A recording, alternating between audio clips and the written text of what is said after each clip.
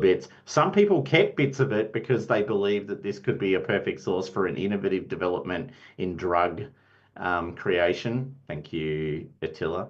Definitely could. Yeah, yeah, and that is now stored on your shuttle because nothing could possibly go wrong. We've got the perfect equipment to store this type of stuff. Um, Many other things happen on the Great Ship Travel. I'm going to shorten that conversation to literally that statement. But in line with our intention to sort of go through the rules a bit, and also supply, if nothing else, Matthew with some actual understanding of the Delve rules, should he choose to discuss said rules in the near future on our podcast. I am proposing that we will skip forward through the remaining sort of 6 to 7 weeks of travel and arrive at the ziggurat. So, the way delving works is, and this is the very important thing, the great ship drops out of the slipstream into the system, and then you guys bundle into the shuttle that you have, your little grasshopper, with an intention to travel to the site. Now, you've got 60 points of supply currently loaded in your shuttle. This is in addition to the supply you are carrying on your personhood. I'm carrying 4 points of supply on mine.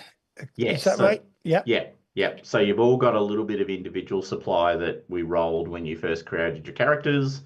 I think it was a D6 worth of supply. I can't quite remember, but that sounds about right. Each 4 points of supply is one load. Now, I'm pretty sure that as currently written, the character sheet is not auto-calculating that, but if someone wanted to drop an extra 8 points of supply on their sheet and just see if the load recalculates, which is in that sort of gear tab, that would be useful to know. Otherwise, we'll have to create 12. an equipment on each person's character sheet, and you just call it supply, and we'll just increment it. Where do I see my load? It's right down below the list of equipment. So if you scroll down your equipment sort of list, load is at the bottom. In the gear? Under encumbrance? Yeah, under encumbrance. Right. Yeah. So I've got 5.5 out of 9. I didn't see whether that changed. Oh, okay. Go back down to 4. That suggests it is going up, actually. 3.5, yeah, 3.5 at 4. Okay, great. 5.5 at 12. I am happy to report then that supply and is auto-calculating, which is actually brilliant because that means as we reduce it, it'll auto-calculate as well. So the very quick and dirty on supply. Effectively every unit of time, it's not a shift, whatever they call it. I'll tell you what it's not doing though. Actually, it's not calculating it right. If I've got 3.5, I've got one in here still counted, 2 pistols, which is each worth 1. Oh, I've got a backpack does not get counted against load. That makes sense. Yeah, it's still not calculating it right though because I've got 4 points of supply, so it should be 4.5 load unless the backpack actually has a. I think it's discounting. I had this thought. I think it's discounting your Delve suit. Yes. I'm pretty sure it's not counting your armor. But still, then I think I should have 4.5. Anyway, let's not worry about it. Let's just carry on. Let's load up with all the supply we can. So so per I'll actually get the Delve rules up so I don't stuff this up. Per unit of travel, as you explore, you use 1 point of supply across the entire group if you are 5 or less players, 5 or less party members. If you had a big team, more than 5, you would actually be burning an extra point of supply as you do the Delve. However, we're not doing that, so that's easy. Oh, here we are, Delve rules right in front of me. Oh, good. Oh no, that's the ziggurat. Okay. Right behind that is the delve rules. Even better. By the way, I just want to say something. It's an opinion of mine. You may or may not recall, I did all these videos where I did these process maps to describe how you can play various things. And I'm just going to note that they've started putting process maps at the start of sections where they're running through the rules. And I'm going to claim that as one of mine. And I think go ahead. You I absolutely noticed should. when you said so in your first read through. yeah, yeah. I thought, oh, You that's absolutely interesting. should claim credit for that. I think that worked really well. All right, so anyway, point is use 1 point of supply as you travel through the space. And now I can't find the bloody delve rules because I was literally reading them yesterday and now I can't find them. So such an experience of here we are, delve rules. Right, the delve procedure. Okay, so let's just go through this. So as you travel through the delve, you use 1 point of supply for the whole group. You are all carrying supply and one of you takes the hit. When you fire your weapons and need to reload them, you use 1 point of supply to do a reload action. If you roll very badly, you use 2 points of supply. Sorry, Thomas, when do we have to reload our weapons? After they've been exhausted. So some weapons do we have low exhaust our capacity. Some weapons have low capacity, which means basically they're once and done. If you roll no successes, I think, and fails, then your weapon becomes empty. And if you choose to use the auto fire feature of your coiler carbine, should you have a coiler carbine, Jed, Yes. you exhaust the weapon at the end of the auto fire usage and then need to reload it. If anybody at home is following along, we are on page 214 or thereabouts. The rules. So gear and supply. So before undertaking, you split the supply amongst the group. If any individual supply goes below 3, they have to roll on the supply. If the next time they start to suffer impacts from having lower supply than everyone else. If you want to rest for a shift and try and regain some health and some hope, that costs you a point of supply to sit around. Doing your initial scouting activities each costs you a supply. So there's 2 initial scouting activities. One is the scan, and one is sending the bird out to do a blight scan. Both of those cost a supply individually. And importantly, if you don't have a scan and you're making your way through the delve, it's very expensive on supply very quickly. You actually, if you can, far better to sit around and do another round of, I'm going to try that again and see if I can get that to work, than you are to go, oh, we failed, we should just go. And I cannot overstate that because the cost difference is very significant. And then lastly, just to add in, you use the supply whenever you undertake strenuous activities, so that is combat, but also trying to clamber over or get through hazards. So, on average, on this delve, just as a hint, you'll use anywhere between sort of 20 to 30 supply just to get in and out. Is that between us all? That's total. So Yeah, that's total. spread. Okay. So of the 60. But then obviously if you do strenuous activities or you need to reload weapons or do other things, then that will add to that number. Okay. So you guys have got some advice. You know where the ziggurat is. You're meant to land near the ziggurat, make your way to the ziggurat, and then explore said ziggurat with the intention of discovering what happened to the Black Toad team that were doing whatever they were doing inside the ziggurat. So if we each take 12, there are 5 of us, yeah.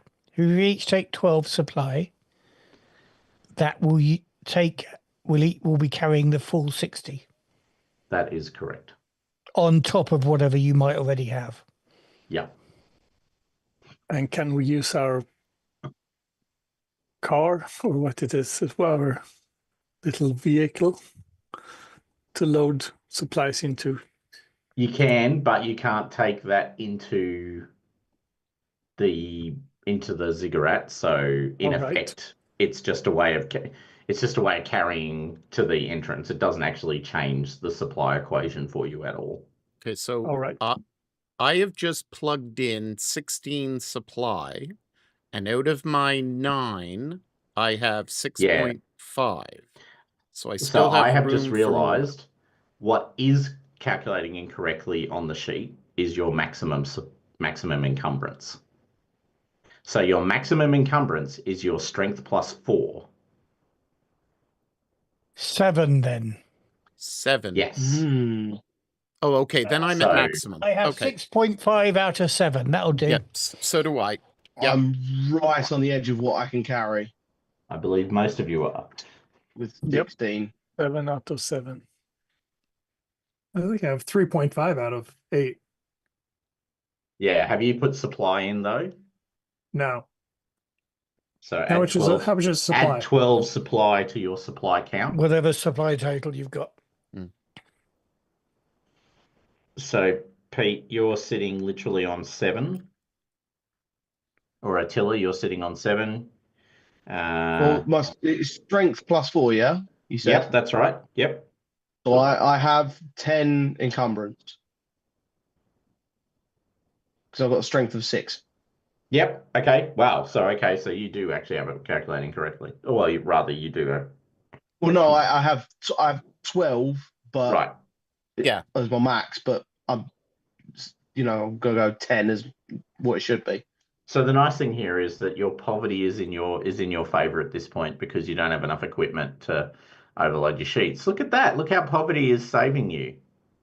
For now. I don't want to hear any more whinging about not enough money. That's what I want to make the point. It's Exactly. like, when you correct. get into gear, just make sure that it's equipped. Like anything that you want to have. I've is gone actually through pretty much equipped. everyone and equipped their gear. Okay, I'm hoping awesome. I've managed everyone. Excellent. How And do I note- see whether it's equipped or not? It should have a little Bag. flag. So you should for for suitcase. equipment, it's a suitcase, and for for armor, it's worn. It's got the little T-shirt symbol next to it. Oh, and for gun, it's hand. Yeah. So I'm just going to show Cool. this So I to have not got people. my Fuselage cricket. Cool. Well, I think like if it's your weapon is in hand, it gets a hand, but you Yeah. also carrying a weapon, but you're not actually holding it. It's still a suitcase. Correct. That is right. correct. So- One thing to note is I'm just sorry, Matt. I'm just going to Verlof. Verlof, I'm just going to unequip your armor and see if you're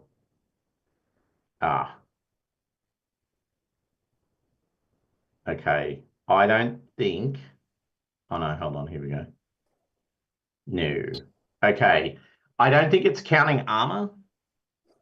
I don't. I thought we'd down one. Yeah. So everyone, have a look at the weight of your armor and add it to the number. I think you're going to find one of you at least steps over the boundary on that in that moment, which means you're going to want to give more stuff to Attila to carry. Hey, Attila. Hi. Thanks for grabbing my shit. Not particularly. I have 1 or 2 encumbrance. But sure. All right. If someone wants me to carry a weapon of some description, that is fine. Okay, so we're adding the weight of So our Mint- armor. So just add the weight of your armor to that number that you see in front of you, And the weight and of tell our me if pistol. it's. On page 93, on page 93 it says armor and delving suits do not count toward encumbrance. Oh, okay. All right. Sorry, missed that. Oh, sick. Okay, fair enough. Okay. All right. Awesome. Turns There we out go. you can wear it. All right. Ignore me. Rule A clarification. question. I think I have heavy tools, and did the cutting torch, is that included in the heavy tools, or is that a separate item? Oh, actually, all right. No, that's a very reasonable question.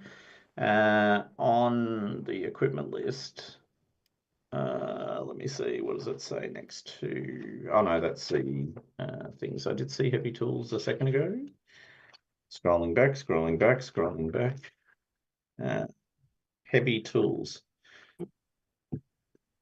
Probably not, I'm guessing. No, it just says to perform mechanical repairs. Right. So new.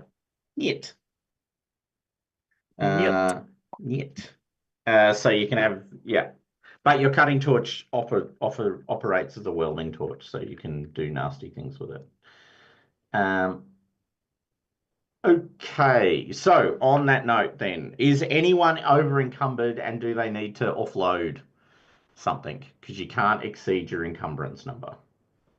Nope. Yes, I think I'll drop my pickaxe. Or You never need a pickaxe for archaeology. I've got one of those anyway. you're carrying a pickaxe. Yep. Oh, okay. All right. I've got one of my own. Yeah, no, that's perfect. That's perfect. You just need, to be fair, you just need one in the group. You don't need two, unless, of course, one breaks, in which case maybe you did need two. But let's not dwell on the negatives. Let's only dwell on the positives. Yeah, I don't plan on it breaking. Don't worry. Growth mindset. Growth mindset, people. Okay, so you're dropping your pickaxe to get your equipment load down below the max. Yeah, I'm at max now. You're at max. Awesome. Jed and Doug. By the way, can everyone put their character names in their Zoom profiles, please, if you don't know how to do it? It's the little hover over your own image and hit the ellipsis, and I'm pretty sure it's rename. Yep, rename. Have I done it? You have. Well, You're at least okay, Pete, you've got your name in brackets. Yeah. Excellent. And in the grand tradition of every Zoom meeting I've ever had, or every Zoom game I've ever run, Pete's got it in front of his name in brackets. Jan has put it before his name, which is his name in brackets, and then everyone else's, and then Matt and oh no, hold on. Doug has capitalized his name, and Matt has got his in traditional Western European capitalization protocol. Surely capitalize the Full name. is all it needs. No, that's true. It's the missing exclamation marks that makes me sad about that. I am Eosop! Exclamation mark. Yes. The Iosop. I am the Eosop. Okay. So on that note then, you find yourselves in front of the ziggurat. Now, the good news is you can actually pretty much just land right outside it. You don't have to land a long way away. Nice. You can actually park the right up next to it.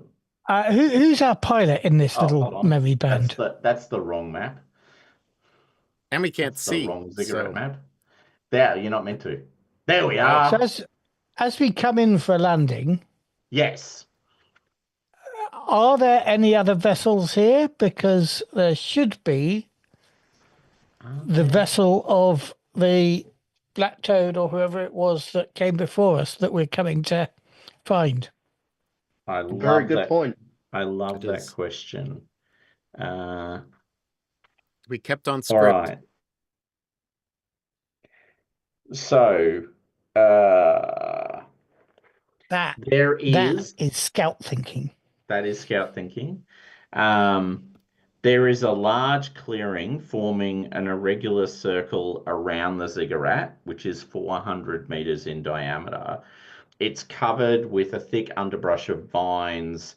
There's amber-colored clouds in the sky, and obviously there's this gigantic ziggurat structure rising up from the middle of this area. The vines are pretty thick. You can't see any you can't visually sight anything. Can I ask your scout, since scout has volunteered to be scouting, to make a, I think there's perception, isn't there? Yep, perception check. As you operate the equipment on your shuttle, the grasshopper, the Attila's circus grasshopper, to determine whether you can detect any other ships or vehicles. Right. I think I can just hold on. How do I make a perception check? You What do I click click? on your stat. Why? When I click on my stat, it goes down by 1. No, that's not the point. No, that's Am not I the in point. edit mode or something? No, you should Yeah, click on the name. Click on the name. Are you clicking on the name? Please tell me that you're clicking on the name. Perception. I'm clicking on the name, and all I've got is a cursor. Oh, bloody hell. Forge and my computer just do not. I'm It's going to not go your back computer, to it's your browser, perception. probably. You should get a little pop-up window if you click on the name. Yeah, there's like add modifiers and stuff. Yep. Which browser are you using, Matt? And, oh, I am actually probably using the wrong browser. I'm using Safari. No, evil, Built on evil. It WebKit. doesn't work. It doesn't work. I know that from fact. If you have Chrome, Right. it's very reliable when it comes to. Yeah, it just uses all the memory in a computer. Nah, Bastards. Firefox is better. I'm using Anyway, Brave, let's see actually. if I'm getting the game on here.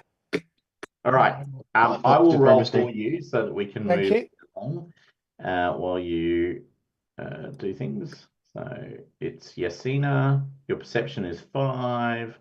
I'm going to give you a bonus of 1 from the shuttle zone detection equipment, which gives you 6 dice. And you get 1 success and 2 1s. I'm assuming you're good with the 1 success. I'm good with it. I'm looking for a spaceship. That suggests I should be able to see it. Okay, you do indeed detect underneath the vine growth. There is a metallic object of significant size parked near the ziggurat. At the edge of the clearing, you can now see a crashed shuttle lies half buried under a tangle of crimson vines. I just want to point out,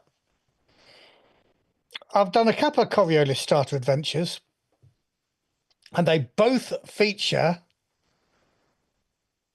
fast-growing vegetation. Just saying,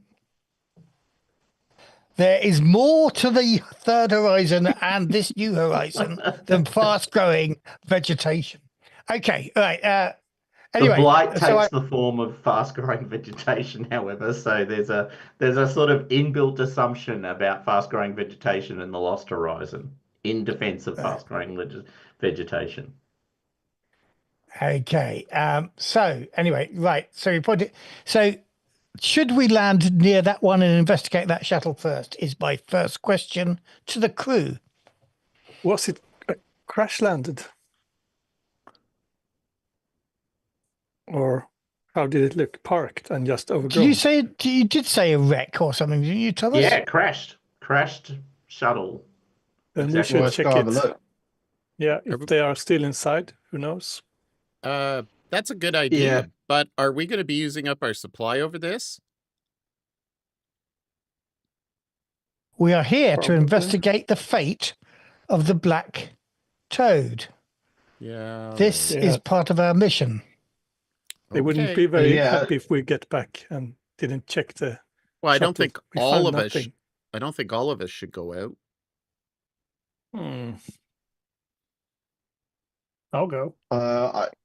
Yes, you're right. I think Iosop should go out on his own, I say to Attila.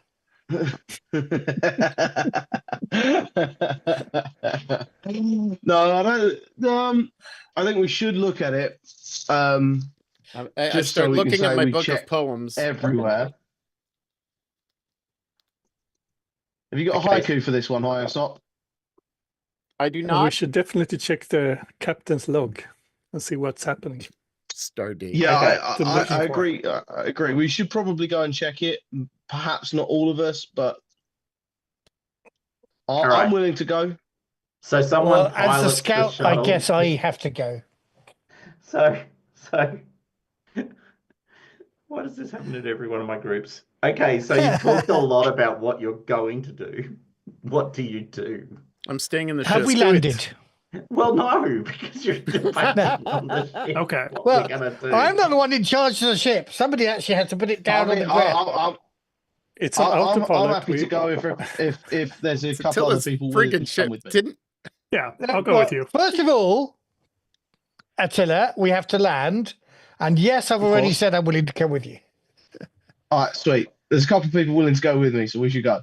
Okay, so Yep. you land down amongst the vines, the jets from the shuttle burning away this vegetation material, which gives off this oily black smoke that surrounds the vessel as it lands.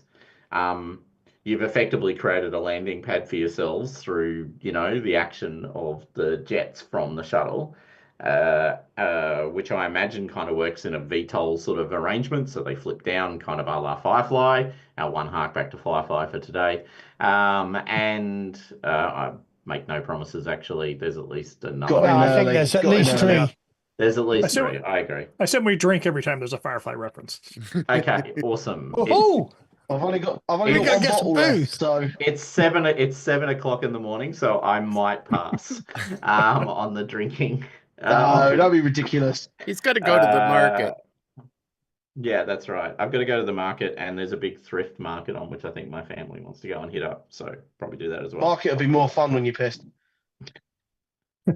Yeah. Okay. All right. Let's go. Especially So the drive- you land drive the to the shuttle. market. You're surrounded by these orange vines. They writhe. They move around as you burn away the space. You're parked just 10 meters away from the shuttle at this point, as in the crash shuttle. It's an easy trip across the vines. They have grown over the vessel, suggesting very aggressive growth because the vessel does not look like it's been there very long. There's still obvious burn Well, it marks would have and been other here. things. Do we have any idea how long ago it would have been sent out? You don't have any idea how long it would have been sent out. You have no background as to like the shuttle's origin. Yeah. But could we estimate that the shortest time? I'm thinking the time it took to the message and then our time to travel should be a couple of months. Yeah, exactly. So it's at least been here for 3 months. Okay, 12 weeks minimum. And basically. more likely 6 because there's no faster than light travel for communication. Don't forget. Right. So And, 3 months to the great ship city, and then 3 months out is 6 months. So they're probably starved to death or asphyxiated or something like that. No, probably. they're dead, but worth checking why it's crashed. Yes, I'm intrigued to know whether it crashed on landing or on takeoff. All right, let's exit the airlock. So, Yeah, Let's go out. All right. let's go. Who's coming with? Who's Am I going? the I'm only coming. one? Yep. Am I Burloff literally is the? going. Everybody else is leaving. Yeah, I'm not you're the staying one by who my- landed in the ship. Well, I guess I'm manning the ship or personing the ship, as the case may be. Okay. So everyone else troops out together and starts to move towards the shuttle. Eosop, are you leaving the door open? Oh, damn no. Okay. So you guys all move off, and having learnt lessons from Prometheus, you close the door. Don't leave it open so the infected people can come back and attack you in your hold.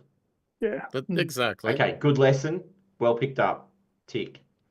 Of course, this means it'll take much longer if you guys have to emergency evacuate to get out because the door will take a while to come down. It's an old ship. It's a bit slow. It's not your, hydraulics going at 100 kilometers per hour kind of thing.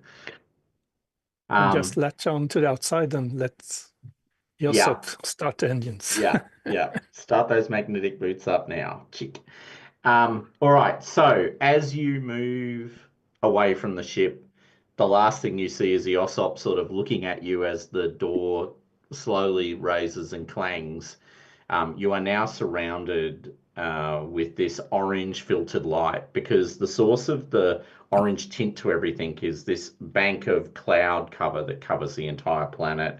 Its origin uncertain, and the sunlight, what there is of it, streams through those clouds and casts an orange glint to everything around you.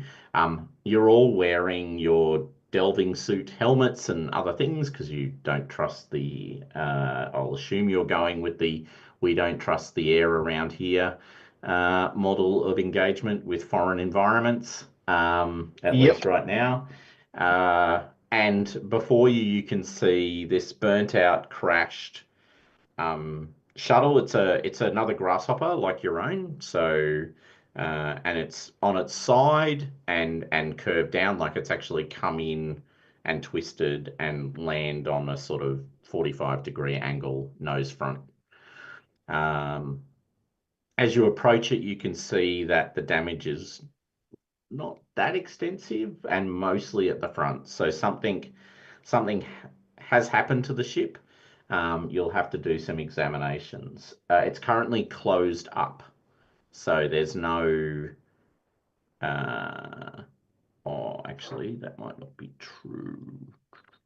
So can I just take a point of rules here? Should we have spent a point of darkness? I'm sorry, whatever. Supply. Yeah. No, not yet. Okay. Oh, no, sorry, I take that back. Supply. If you're outside the ziggurat and you want to do a whole stack of stuff, it's going to cost you 2 points of supply. Sorry, just read that note. What's a whole stack of stuff? It says a shift. So examining the shuttle, right. Setting up base of operations, clearing away vines, like basically a couple of hours of work will cost you 2 points of supply. And I start looking very clever. As a mechanic, is there something we could salvage and use as a spare part from this? Absolutely. That's easily removed at first. Model. Less absolutely. Yeah, I have my toolkit, so if we get time, we could use some spare parts. Yeah. Or maybe fuel and stuff. Yep. All right, so while they're cracking it open, I'm going to be watching the perimeter. So you're looking out, they're looking in. Yes.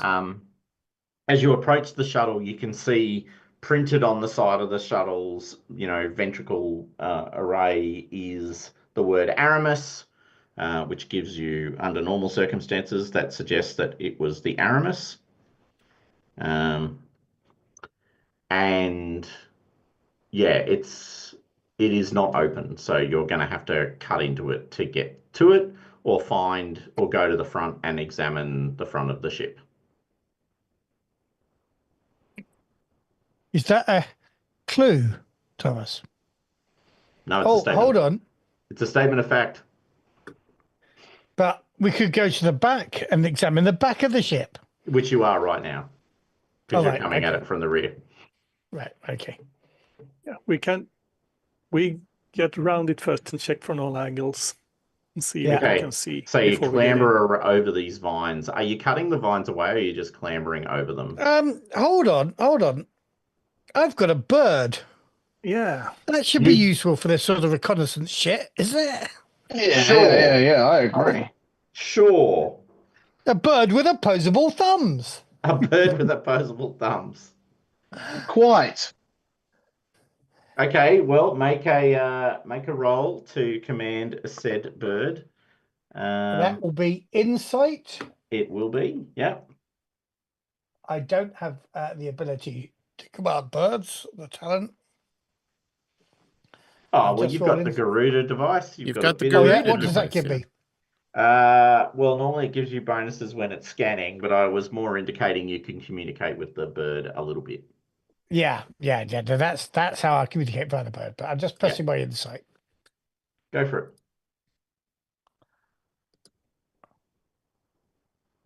Oh, Hey. look at that. One success. Nice. And they said it couldn't be done in our lifetime. Okay, so you get your bird to fly off your shoulder and wing its way around the shuttle. You see it stop at the front and disappear. Well, hold on. No, I don't, I think. Because doesn't... Oh, maybe I'm wrong. I thought the bird had the ability that I could see through her sight. Far sight. As the bird scouts ahead, its companion can see what the bird sees up to a distance in zones equal to twice the number of successes rolled. Okay, well, Or you can stand... have I got to make a far sight roll? No. No, that's fine. You can use the insight for that. Tariq, yep. So you can see through the eyes of Tariq. Does that cost energy? Because I think it does.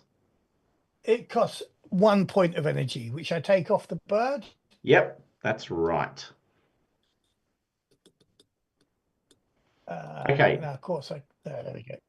So Tariq No, I can't. has reached the front, and there's a cockpit that it's looking through. The big window has been shattered from the crash, and the bird sees a whole bunch of shiny objects on the ground from the shattered glass.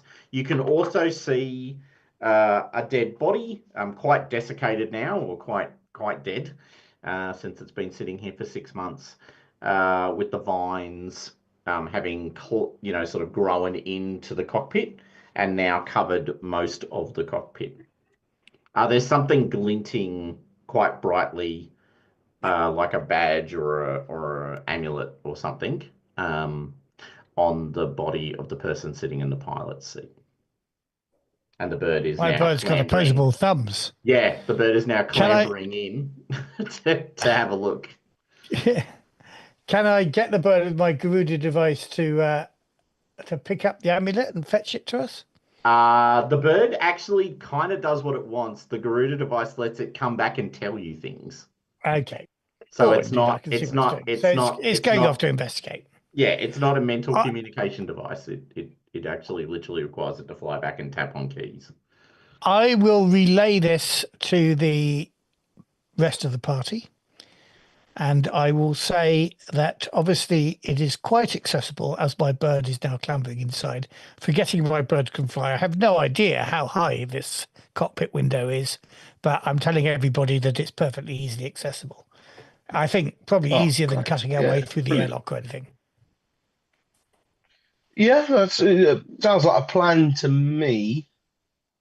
Sure. Are you mentioning the amulet that you found?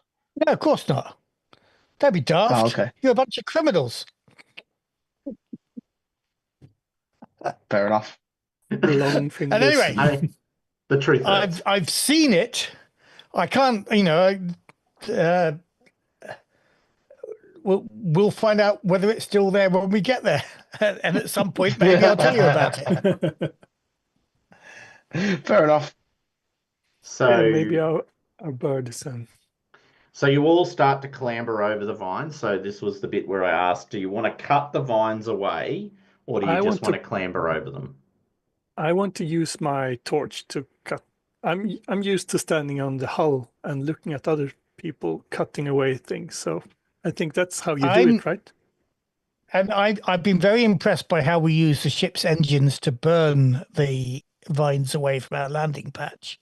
Yeah. And given that you've got a torch that does burning things, strikes me, given my folk memory of what rapidly growing plants can do in this world, we should be doing burning. Okay. Yeah. So now the way supply consumption works is basically you just one person deducts the supply use, or 2 people in the case of 2 points. But it does come from people's actual count of supply. So can I get 2 points of supply deducted as you proceed to spend quite a bit of time cutting away vines, clambering over things? Like it's not a fast process. The vine is reasonably heavy duty, and of course you need to get fuel for the cutting torch. It's not free of charge, and so you're burning away all of these things. So just need 2 people to deduct 1 point of supply. I'll take one. I've already took one. Oh, no, okay. All right, so Asmira and Attila take a point of supply each away. And after all of that, you've cut away the vines and you find yourselves over the, sort of at the front of the ship. As I said, the cockpit was shattered. There's a dead body sitting in the seat that's quite desiccated now. And there's the bird sort of ferreting around inside there, picking at various things, touching various things, playing with things. Can I get perception rolls, please, from... Oh, and I'm going to, by the way, by this point, the vision, if you will, the shared vision has faded. So you no longer have a direct mental link. But you did see, actually, Jacina, you saw the bird sort of grab the amulet or the badge and sort of carry it around for a while and then drop it in a corner. So just perception, yeah? Yeah. I have the lookout talent, but can I use that for? This is more looking for things rather than necessarily being threats. Surprised. So can I use my investigator talent? Yes. Yep, absolutely. Okay. That would be highly appropriate.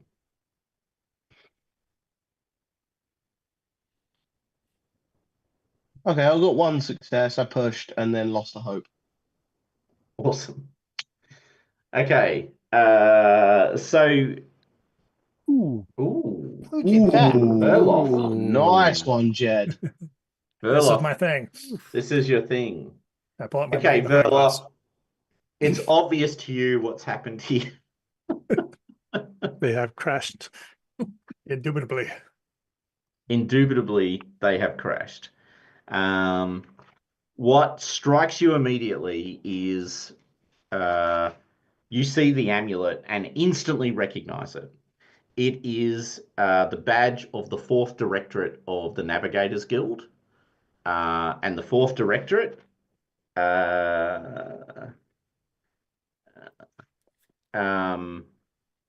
so this suggests that the pilot was on official business because they're wearing their badge quite openly. And the second thing is the 4th Directorate is the intelligence arm of the Navigators Guild.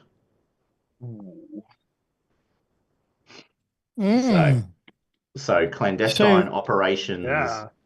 That sort Remind of thing. me, everybody, we knew the Black Toad were involved in this previous mission? Yes. Yep. Do we know that they came in this ship? Or was the Navigators Guild a second ship that was here following or in advance of the Toad? You know the Black Toad would explicitly not be using the 4th Directorate's equipment. Because you know how you don't get on with the Navigators Guild? This is the bit of the Navigators Guild the Black Toad explicitly don't get on with. This is the bit of the Navigators Guild that is in effect in an intersign war, as far as you're aware, with the Black Toad. These are literally the police force of the Navigators Guild. So this vessel maybe was shot down by our erstwhile colleagues, your erstwhile colleagues. I'm not part of the Black Toad, obviously, although we Coriolites probably secretly lead the Black Toad. Just saying. Just saying. Do I have communication with everybody? I don't know. You Do you should have have. a suit? I have a with comm link. Yeah. Comm It's link? Yeah. bulky comm. And I would have opened communication to you because obviously, Yeah. as an archivist, when I'm asking about shit like this, So I say, hey, was that ship shut down? Is there any evidence of burns or Verloff, you're more familiar with weapons like this than I am. Do I need to check the front of the ship? You need to check the back of the ship because the damage that caused the crash is at the rear of the ship. The front is where it is the result of the crash. I'll go do that. All right. With 3 successes, don't roll again. We'll just grant you the necessary information. It actually doesn't look like the ship was shot down. It looks like one of the engines exploded. Sabotage. As in during liftoff. Attila? Oh. So what have you been doing? You've been here before, haven't you? Not me this time. This time. Attila, So can you tell if there was an intentional explosion in that engine? That is something you can do. Yeah, we let's have a little. You pull out your Explosives for Dummies guidebook. Yep. Bright yellow. That's what I'm doing. That's what I'm doing. If it is sabotage, I hope you're very critical. Can I get my demolitions expert or streetwise talent added to this? Whatever Thomas says. Demolitions expert. We'll apply that to. I am reflecting that the sparsity of Dice Bank's GMs and perhaps me specifically feel far more generous to an expansive reading of talent. I'm assuming perception or logic. It doesn't matter which one I roll. Yeah. So if it doesn't matter, just pick one and roll. I got nada. Now, you do also have a Smearer here who is a sort of repair engineering person who could also examine the engines for the cause of damage. I will just make that point. I could push. Or you could push and burn more hope before you go I'd rather into not. the actual delve. No judgment, just saying. I'll take a check. Yeah, you'll recover that. We'll have a chance to recover the hope. Go on, push it. I've already taken one. That's the evil on your shoulder. Don't listen to that Coriolite. Darkness for the icons. There we go. Something. Okay, so Smearer, it looks. So you have a pretty good look at the engine. It definitively, the explosive force that destroyed the engine came from the engine itself, so it definitely blew out. And it looks rather like the engine itself malfunctioned. So it doesn't look like an explosive was adhered to the side of the engine block and it blew up. It doesn't look like an explosive was placed inside it. The damage actually comes from the jet nacelle itself. You think the vines grew into sabotage. That's a very astute question, Verloff. I've been watching these vines when I'm not. When we're outside, I was watching the vines with much suspicion. They sort of move and grow. You get the impression they grow very fast, and they definitely move. So I think the engines were clogged. Yep, could be. Definitely. As they're kind of discussing all this stuff, I start looking out the front window, the cockpit window of Attila's Circus, to see if around our ship that anything has kind of starting to grow around it or anything along those lines? Not in the... Well, look, they've been at this for a good solid hour or two now, like dicking around with the ship, cutting things away, jumping inside it, exploring it. Make a logic roll for me, please, as you sort of go, that's a question. Have the vines gotten closer? Are they moving? Thomas, does Isiop have an artist's eye that he can put on this one, or even sketch the? He did not declare an intention to sketching early enough. Okay. In the thing. Or compose an ode. No, I'm not Ode composing it out. to a Grecian urn. Still my least favorite part of English when I was in year 11. Okay. Right, haiku. Hold on. I'm getting there. For some reason, after I popped it out, I couldn't roll it. Why can't I roll it? Don't pop it out. Don't pop out the roll thing. It loses connection with the sheet. I have been here many times. But where do I bloody well roll it? Do I just click on? What do you mean? You pop I'm on trying to click on my attribute and it's You have to scroll down. Okay, so you popped out the character sheet. Yeah. And then I popped and now it's back in. The roll window is in Foundry, not in the character sheet window. Yeah.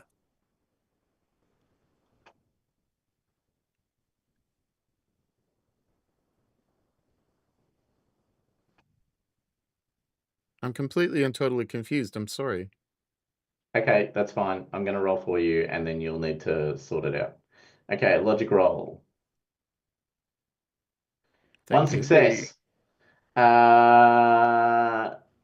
Yes is the answer to your question. The vines are definitively moving around. I had it. Sorry, the gear was clicked, and so that's why. Okay. All right. The answer to your question was yes. The vines are writhing and moving and definitively getting closer to the ship. And I tell everybody that. Yeah. Can you estimate about how fast they get closer? Well, if I've noticed it now, Ashmira, and it's only been an hour or so, this is moving pretty quickly. I mean, you've burnt out a pretty decent area around the ship, right? So it's probably going to take, I don't know, several hours, like 7-8 hours to sort of get close back to the ship. But yep, definitely will. Okay. I think the main thing here is when it's time for us to leave to fully check the engine before we turn it on. I'm sure we'll have plenty of time. Yeah. It's not like you're going to be running out of the We won't be chased out at all. That's right. It's not like you're going to be running out of the ziggurat in a desperate race for survival and jumping into the ship in the last moment, screaming, "Shut the door! Shut the fucking door!" But we're not leaving. That's not going to happen. Not at all. We're not leaving the door It open. only happens in movies. Yeah, exactly. Of which you watch a lot because you've never actually done this for real. So, all right. So you explore the ship a bit more. But that's pretty much all you can get from the ship to sort of short circuit it.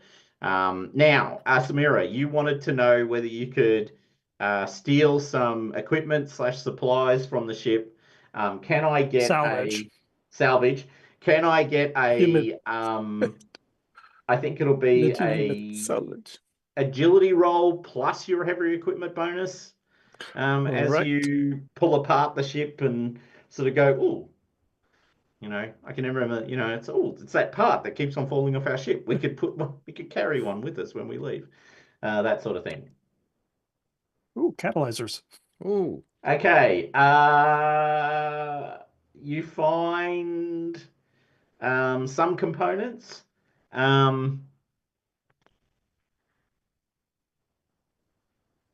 There's probably another 4 points of supply. Effectively, I put that on my character. And you can also claim 500 rook in sort of equipment / gear parts. Yeah, I'll write that up on my sheet, but everyone can use it, of course. And if information about what they were doing here or something like that. That will require a different type of role. So that'll be a logic role. If someone has a computer or computer equipment, I never remember what it's the explicit equipment names, but say at a calculus board as an example. I should have an onboard computer that I can kind of. Yeah, but you'd At have to least- actually land next to the ship and go and run cables and other things.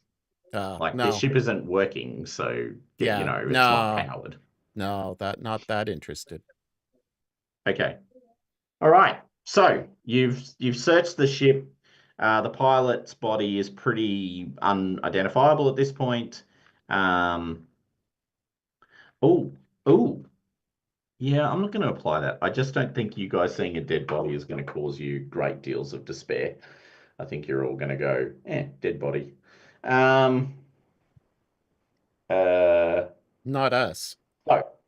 No, it suggests applying 2 points of just getting people to suffer a 2-point despair experience, but I actually feel like that's just a little bit too much really for what is basically just a dead body in a spacesuit.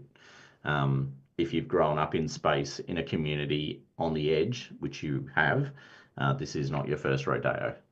Selling drugs to addicts as well. Yeah, Pretty sure. and It's pretty not sure like that you an- people are not good.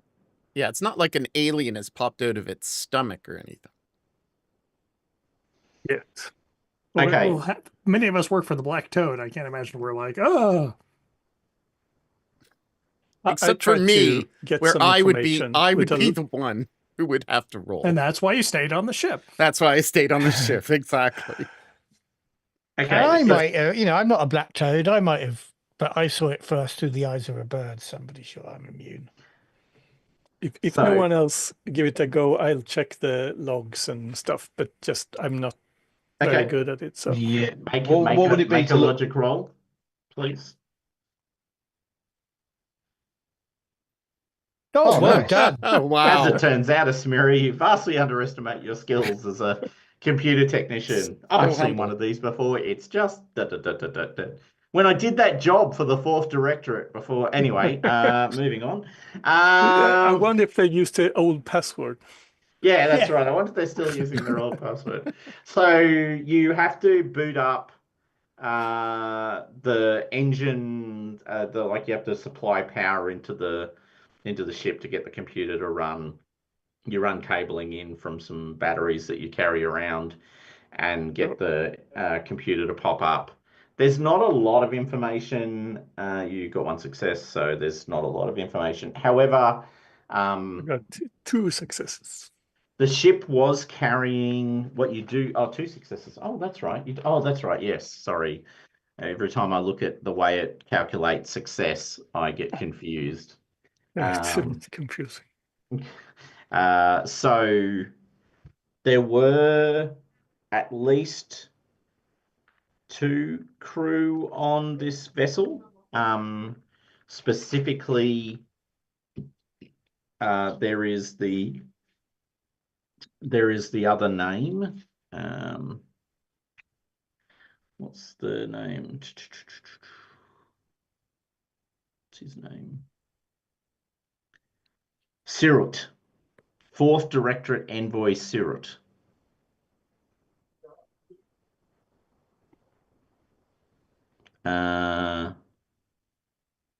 And the pilot, whose name is not known to me, but we will call Nadir. No, that's a terrible name. Naveen. No one would name their kid the Nadir. Exactly. It's a terrible idea. Naveen was the name of the pilot. Both were members in good standing of the Navigators Guild. The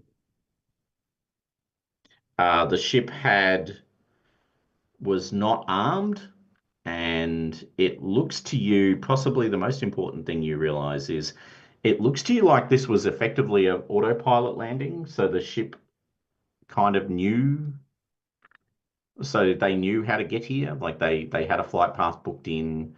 They knew how to navigate the atmosphere. It was already, which suggests multiple trips had been made at some point.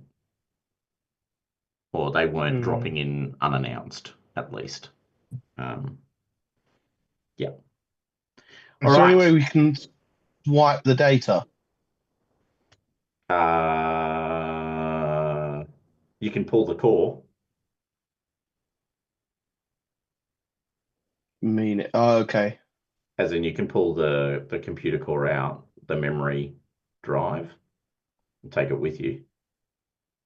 Because that might be valuable to sell to the Black Toad. Okay. Yep. I do that. All right. So you pull the core, and we'll put that on your shuttle. All right. It's value to be defined once you try and sell it to someone. Okay. Now, your flyover of the ziggurat indicated there was a large hole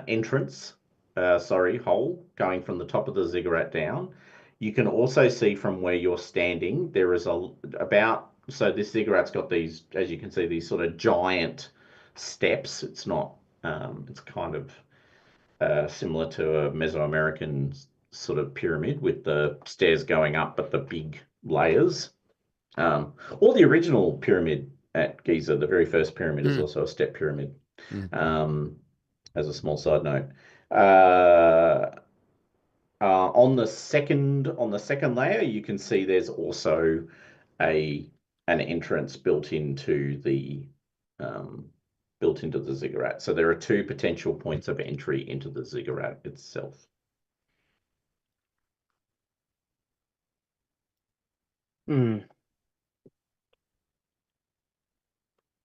Which one are we going, Captain?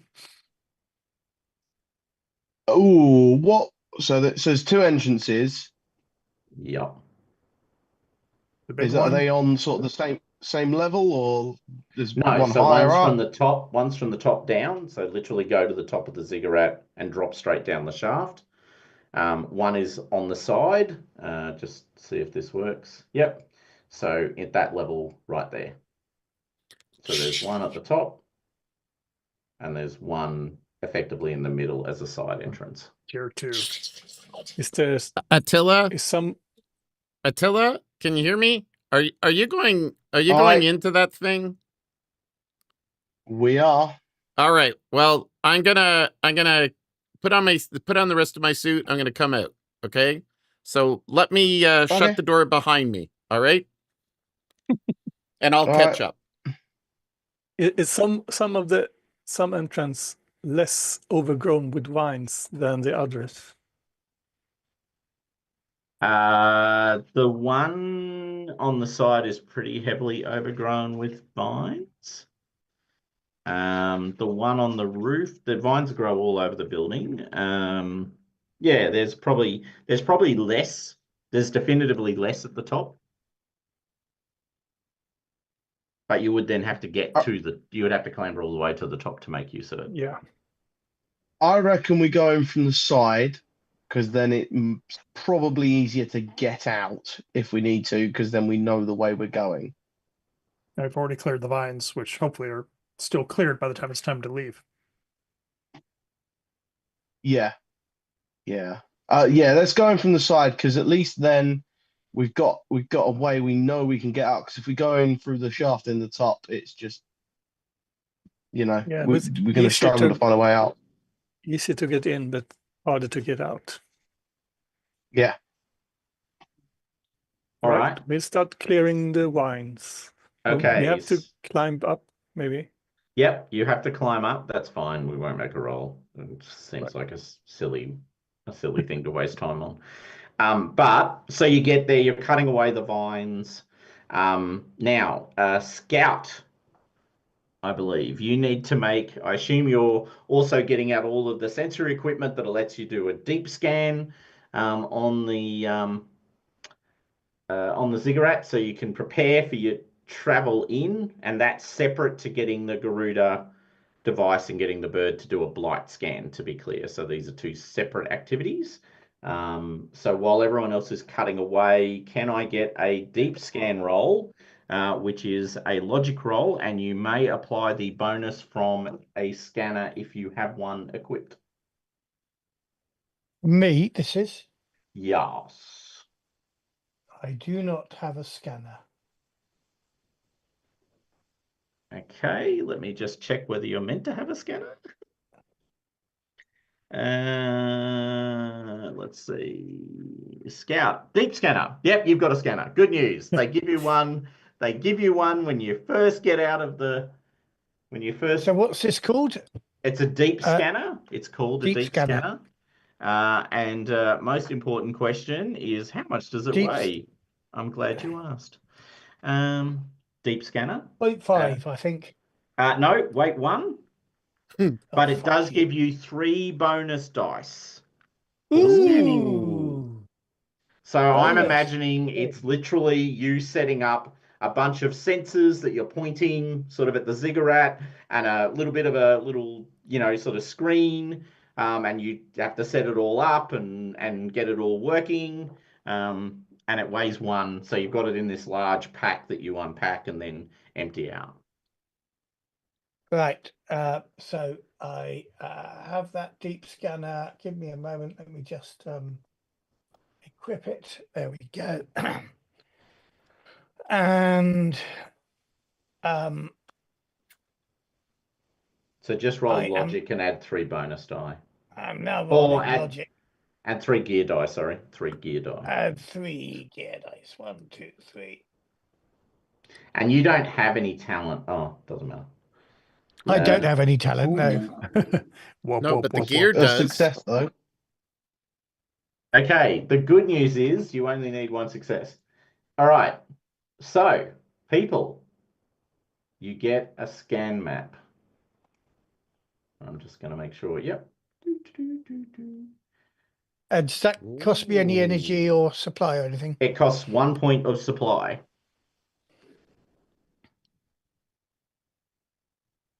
Okay, so I'm assuming we're entering where my cursor is here. No. 7. Oh, yes. Sorry, No? yes. Yeah. Yes, no, sorry. I saw a cursor on the other side and I thought, anyway. So, first am I thing seeing you anything realize, on this map? Because I'm seeing a blank sheet. Oh, on the scan map. I'm just seeing a blank. You should be there. Nothing. It may take a second to land. It may still be loading. Does he have access? I see it. And I see that everybody's everyone's on on the it. scan map. Yep. Everyone's on it. I I think it's a Matt only problem by the sounds of it. As usual. Yep. Are you still on? It's probably perfectly visible in Safari, but not in Chrome. Yeah. I mean, I'm in Chrome on a Mac and I see it. Huh. Just reload it.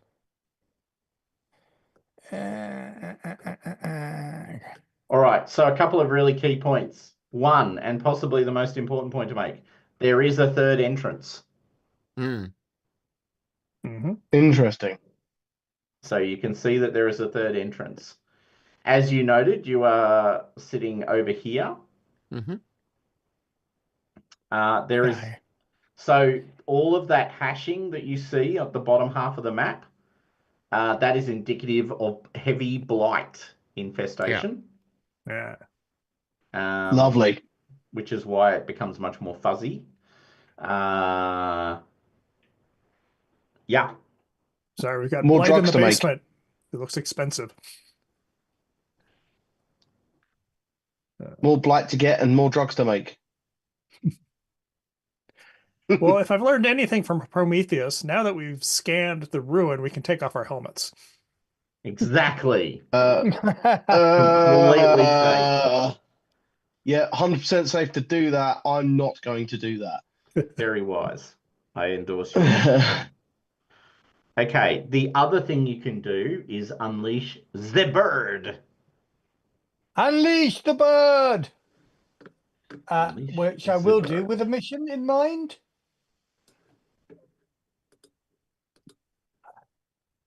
Go explore the blight stuff. Can you see Matt do I now? want to maybe suppress it? Unleash the chicken. Do I want him to Isn't go it and like scout again? So it's the insight roll now. Does the Garuda device give you a bonus? Is the question. Not that I can see, no, but it might do. I will check. Just double check. I'm just It checking doesn't that. seem to have a bonus stat. It's quite likely it doesn't. Since it just lets you. No, it doesn't. It just lets you communicate with the bird. Yeah. Okay. So you're just rolling insight.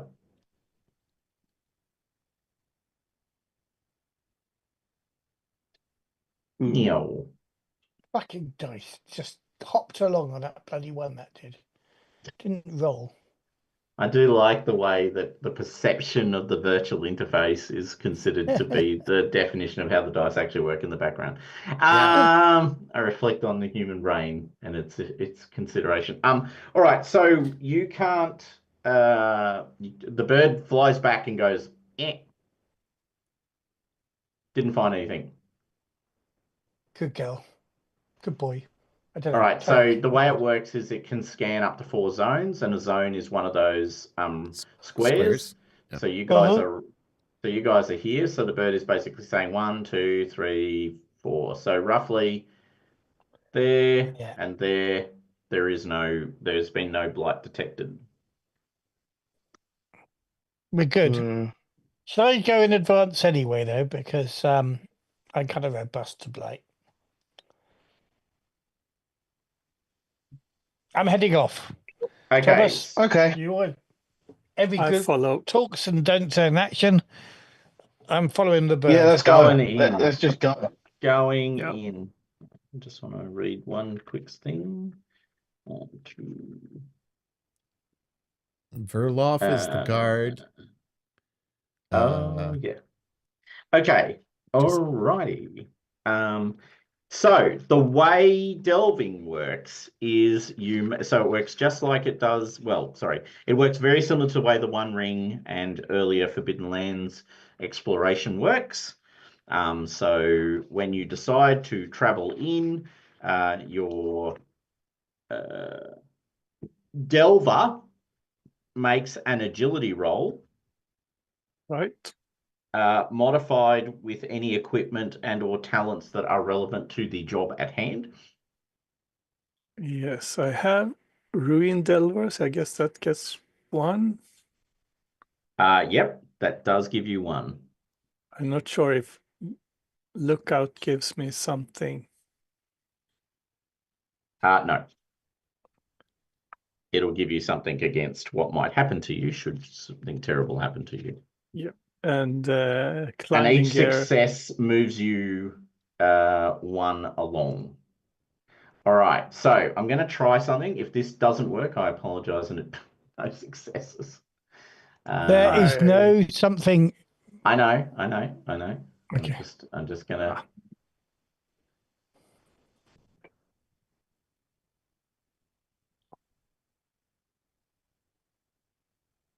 Oh. I do my best. Okay. This is cool. I realize now that I should have set this up slightly differently, but for the sake of today, let's not worry about my inadequacies. Okay, so you got 1 success, 0 successes, which literally means you move. So you start to move into the tunnel, which you can see. Hopefully, you can all see the start of the tunnel now. It's not all black. Yes. Yep. Going up.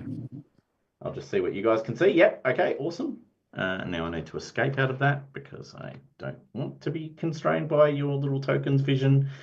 So you all sort of move forward, literally 1, 2 squares. So if you can just move yourselves so I don't do it. And you lose a point of supply. All of us. All of you. Yeah, just move yourselves if you can. 2 forward. 2. That's not forward. That's up. Sorry. Can you move yourselves to the right? There you go. Sorry. Down here. Yep, that's it. Just do that. Perfect. Yep. Moving right. That's awesome. If you can't move your token, please tell me. Nope, you can all move your token. Awesome. Good. Okay, so you have sort of scrambled in, and the tunnel is really tight and narrow. It tightens and narrows really quickly. You actually find yourselves all having to sort of crouch down a little bit. You're dragging. I'm imagining you've all sort of got little carry cart type arrangements that you're dragging along, which are packed full of supplies. So you're sort of manhandling this stuff over the area. You can see now, you hear crunching sounds as you pull the carts forward, and when you look down, you can see this kind of chitinous, skeletal sort of remains of small creatures, arthropods and other such things, underneath the wheels crunching. There's a sort of very faint orange glow to the whole space, which is coming from this phosphorescent vine growth that's going over the tunnel system that we talked about earlier. You can hear in the distance a sort of drip, drip, drip sound of water, and it's very warm in here. So actually, as you enter the ziggurat proper, the warmth goes up quite significantly, and you are now all starting to feel very hot and bothered. Can I ask, first of all, someone has to surrender a piece of supply for me, please. I'll do that. I've done that too. No, only one of you needs to do it. Only one. All right. So one person per. So you use, so for general delving, you just use 1 point of supply per stretch, and that just needs to come off one person for the whole group. The only reason, sort of just to explain, since we're doing as we go, so just to reiterate, the reason you do that is when a single individual's supply drops below 3, they start to take consequences for that. So important side note, you want to make sure that you are distributing the supply consumption around the group as much as possible. Or if you really want to just do someone in who you hate, pile it all on them and make them pay the price. Who has the lowest supply? So, I have pile it all on me, lads. Stop. He's got most, I think. I have 15. Is anybody down to 10 yet? No. Okay, so that's good. So just by way of admission, what I should have done is create a single token which you could all see, and then which should be the group token, you mean? Yeah. Actually, I might just try. Actually, hold on. Let me just try something. If I drop that token, can you all see? Yeah. That token. Yeah. Can we all move it though? That's the question. Yeah, I can move. I'm happy to move. I can't pick it up. Okay, I'm going to delete you all. Sorry. And I'm going to. Been deleted. delete. I'm gone. I'm dead. And there you are. So now you can all. That works better. Hey, innovation as we go. There we go. All right. So you are standing there. I almost never use the actual map tools within Foundry because it's not the way I like to play, but it did seem appropriate for a delve that this is how you set it up. So for those playing along, you might want to do it this way in future. And a good lesson to GMs to make sure that the party doesn't split up. It does allow for rules for splitting, but yeah. You don't have two tokens yet. Let's. Oh well, I could just drag you guys back onto the thing, and then you're off and running. All right. So you've made it through the first one. Can I get another? I'm not going to make an encounter at this point. Can I get one more delve roll, please, from the delver?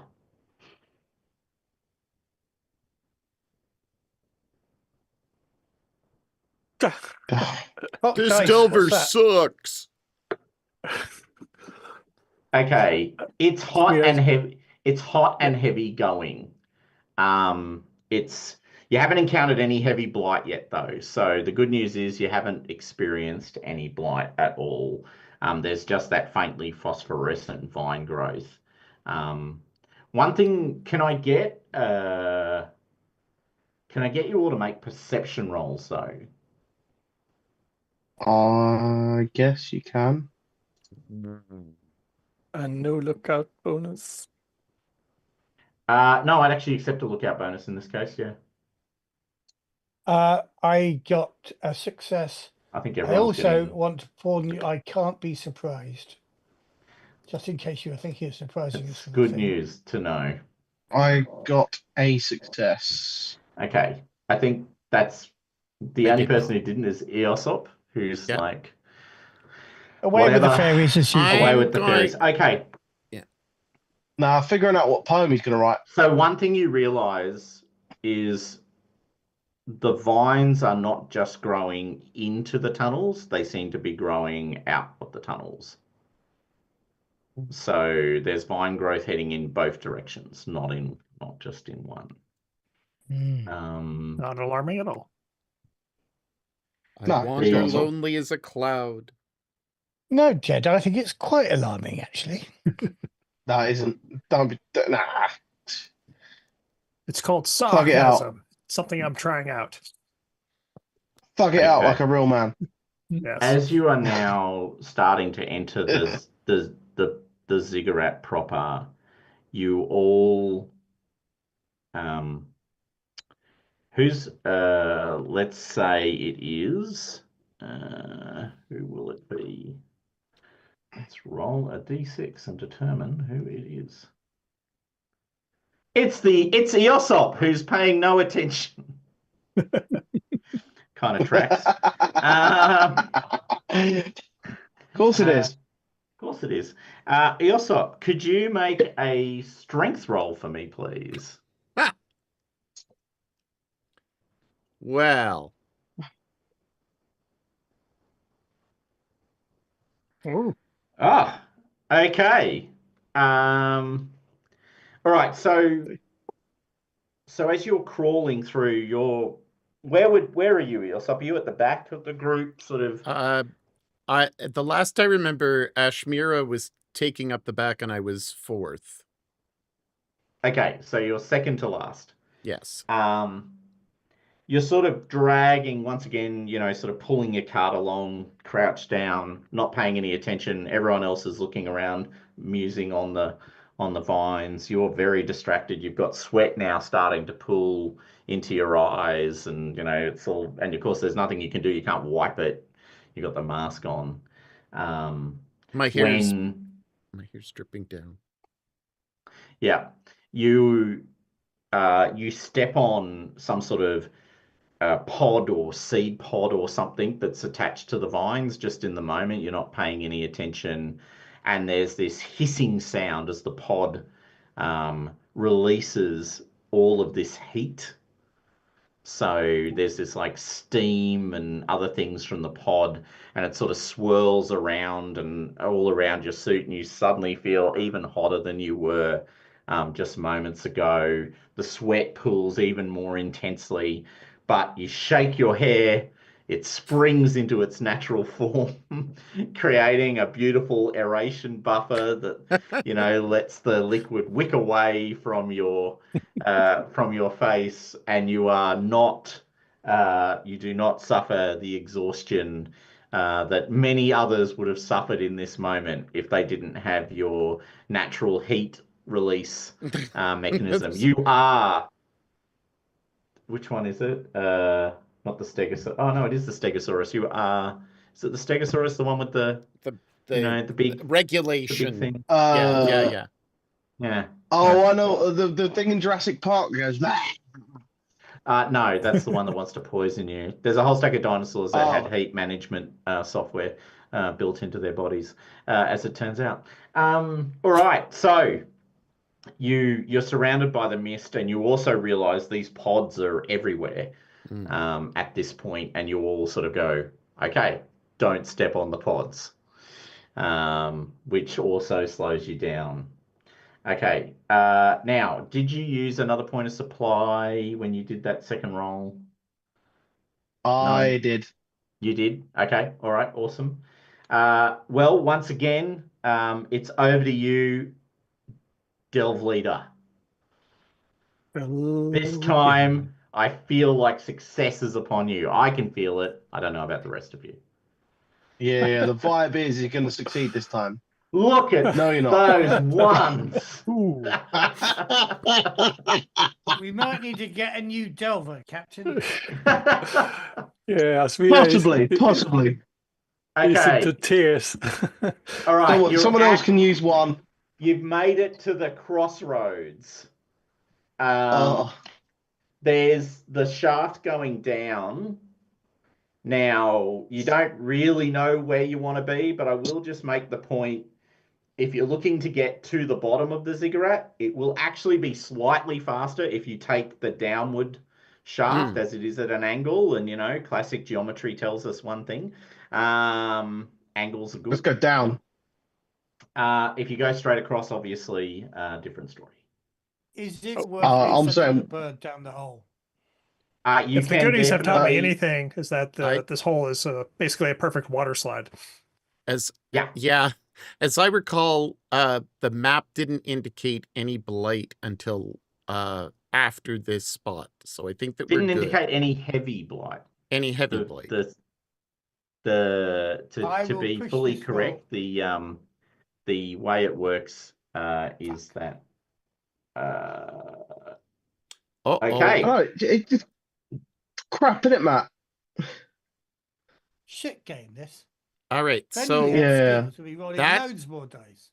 that has Exactly. consequences, as I recall. That was for your bird? Yeah, That was for my your bird bird. control, yeah. Okay. You send your bird arrowing down the thing, and you're using. Are you using your? Well, sorry. So, what were you doing when you were sending the bird? Are you using Farsight? Are you just getting it to scan for blight? Yeah, I was going to be using Farsight, but I didn't get anywhere. Okay. Yes, I've lost a point of energy though, huh? It has. I'm not able to change energy on here, but I'm now down to 1 point of energy for the bird. Okay. All right. Let me deal with that for you. Bird, energy. Oh.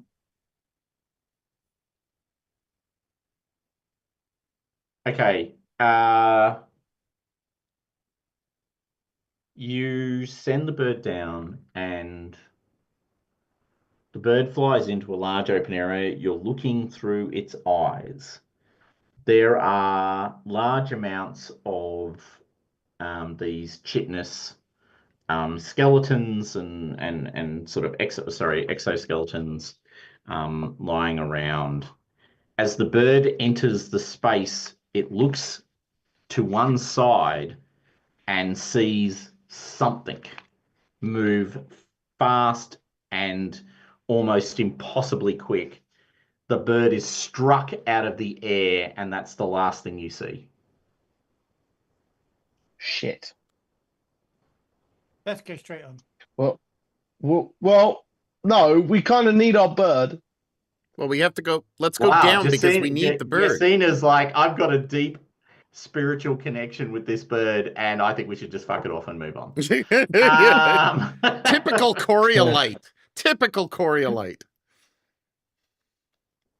It's what the icons know. Yeah, the right. icons. The icons determined. All right, so guys, what do you want to do? Chase We after need to the go bird. get our bird. We need our bird. Our bird's very important. Yeah. Are you ready? Let's go down. Come on, I'll go first. Ashmira. Maybe you need to move to the front of the group instead of being in the back. Yeah, I don't think so. I'll go first. I'm not doing any good. Anyway. Oh, I can make a I delve will roll. go down because I can't be taken by surprise. You don't so need it's to not make a gonna delve roll to whack move me. into. No, you don't need to make a delve roll to get into that space. That's fine. You guys are just going to be traveling down there. It's still cramped though. And who was going first in through the I cramped said I tunnel? would.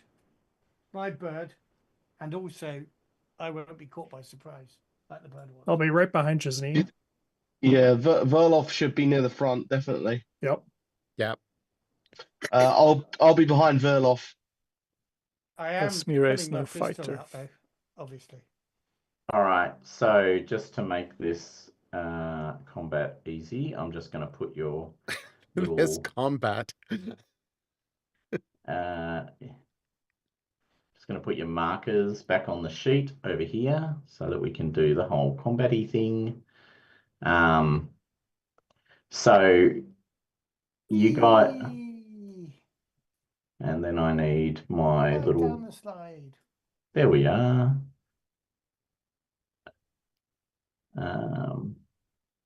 Okay, so a couple of things for your awareness. 1, 2, Oh, 3, don't say 3. Don't say 3. No. 4. No, I said don't say 3 or 4. Okay, Unless so proceeding to 5. there are 4 of these things. They are approximately 1 meter to 1.5 meters long. When they rise up, they're probably actually closer to 2 meters long, but when they rise up, they're kind of centroid in shape. So the front half of the body lifts up and the back half stays flat. They get to about 1 meter to 1.5 meters tall. There are 4 of them. They're chitinous.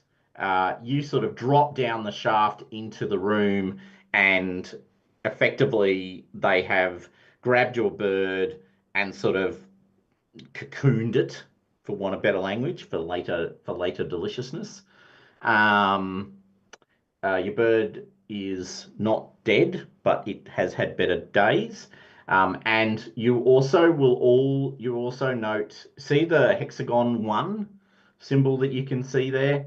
That represents the fact this is a 1 blight zone. So at the end of this fight, we will need to make a blight resistance check to see whether you take any blight damage.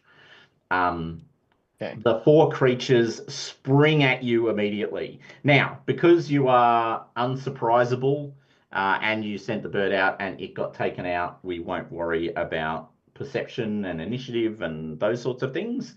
Perception. We will worry about initiative. We just won't be worrying about perception. So I've just realized one weird side effect of putting lights on your sheets is that oddly it washes out your tokens. Oh, Yeah. you can correct That's that. There's internal lighting. Oh, okay. It's Oh, under anyway. lighting. Yeah. Anyway, Yeah, I'm not gonna fix it now. No. you have to because do that it for seems each silly. person. I think. I'm not sure. Okay, I'm just gonna do everyone's initiative. Okay. Pete and I have to roll off. I'll just let you choose. Pete, you go first. You're in front of me. Okay. Okay. All right. So, the first thing that happens though is one of the creatures springs at you as you drop out. So who was first again? Who said they were going first? I was first. Yasina. Awesome. That is Asmira. That's Yasina. It will roll a d6 to see what it does.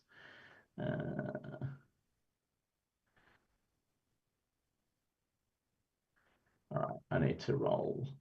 Sorry, I need to flip across and roll 4. Okay, leaping strike. The blood strider leaps from up to medium range, crashing into its prey with immense force. Hooray! All right. As you drop out, it springs at you in exactly the same way that it attacked the bird just minutes earlier, and tries to smash you to the ground. It's going to roll 9 dice of attack.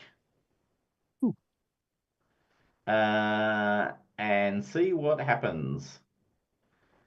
Ooh, okay, that's 3 successes. Which gives it 4 points of damage. Ooh. And if you are hit, you are knocked prone. So I think we're going to say yes to both of those statements. Do you want to roll the armor value of your delving suit, please, to reduce the damage? Yes, I do want to roll that. You may also choose to make a reaction and attempt to block, of course. No, I think I'll roll with it, as it were. Okay.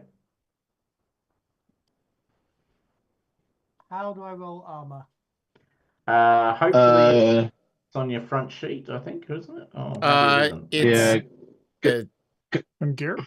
Go to your character sheet. Overview. Yeah, there. Just hover over your armor. Yeah. There's a roll that shows up.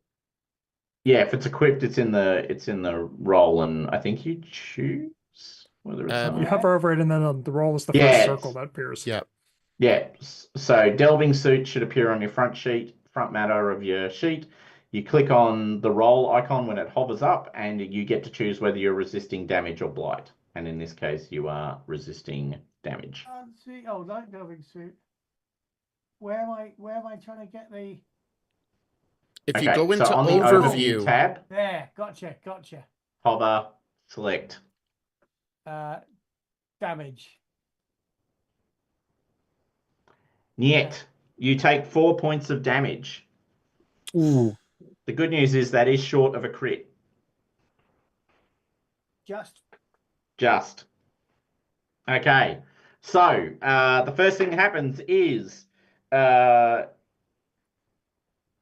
Yasina drops through the hole, and you all hear a "ah" noise. I did offer to go first. And nothing happens. Sorry about that. I was just playing with something and I had to finish that roll. My apologies. Okay. So that was that action. I need to get up. Okay. Eosop. For reasons not quite clear to me, you were next. Actually, that kind of makes sense in a sense that you all now drop out. You all drop out behind Yasina, who's been knocked over. The creatures weren't expecting 4 of you, or 5 of you in this case.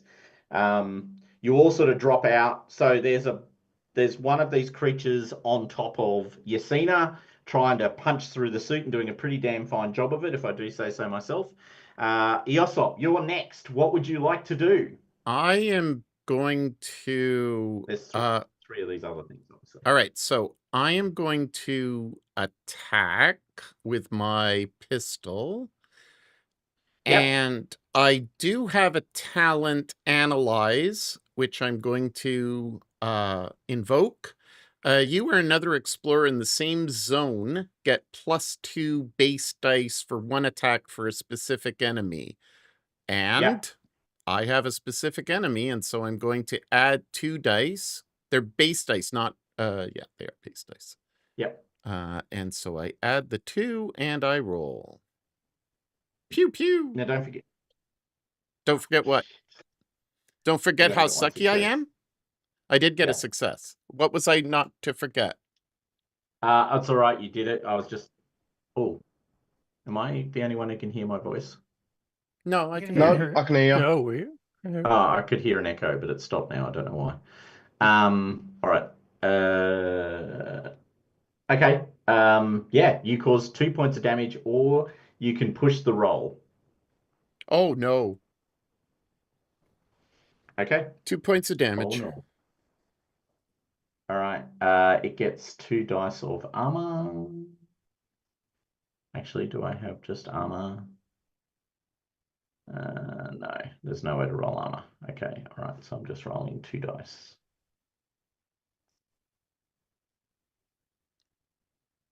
Nope. So it takes 2 points of damage, and it has 1, 2, 3. All right. Okay. Yep. Got it. So first one, 6, 1, 2, 3, 4. Okay. Right. That was your shot, Eosop. Next off the cab of the rank is me. Attila. Go for it, Attila. Right.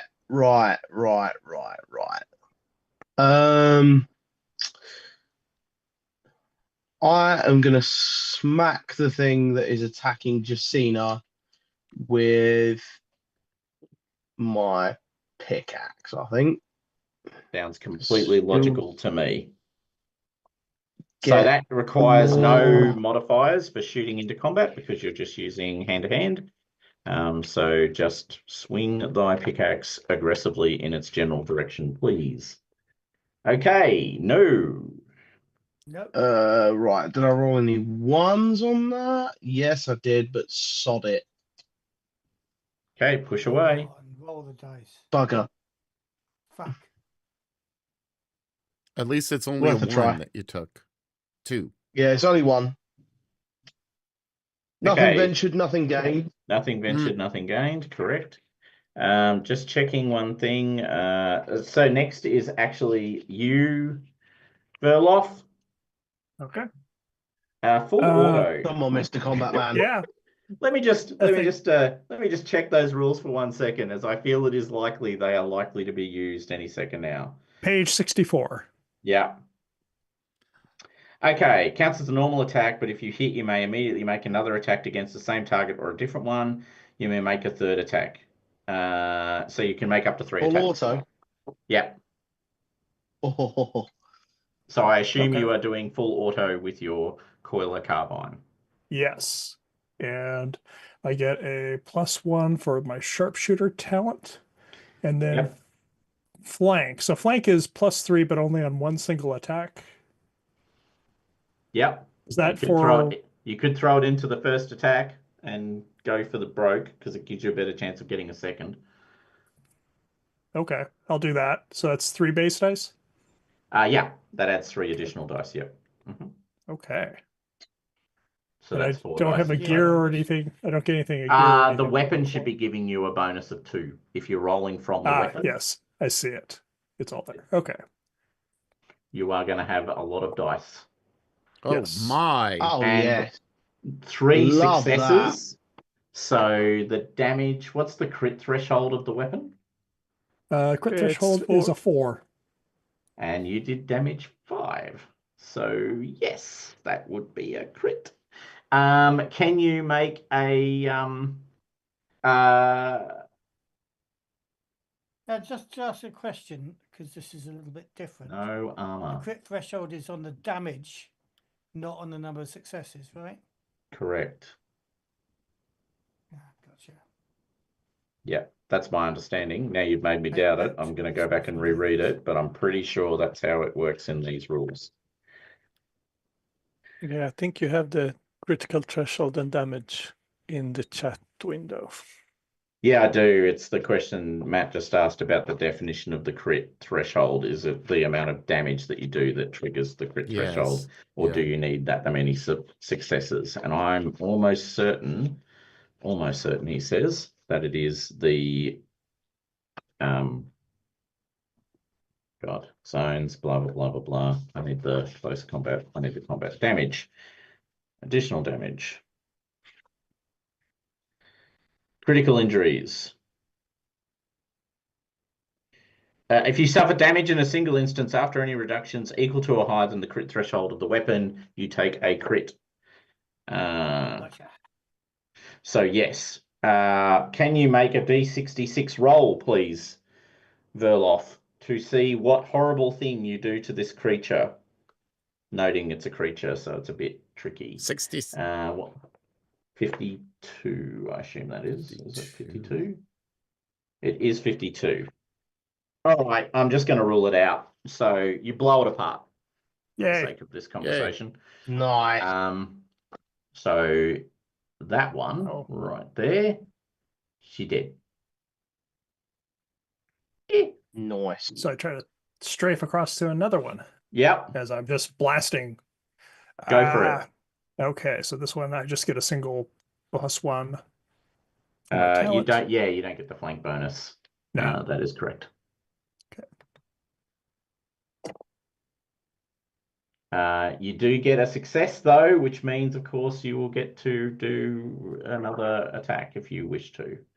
Okay. You gonna push it? It's taken damage, but it is not down. I can push it because I haven't rolled any ones. Yeah. You have rolled A1.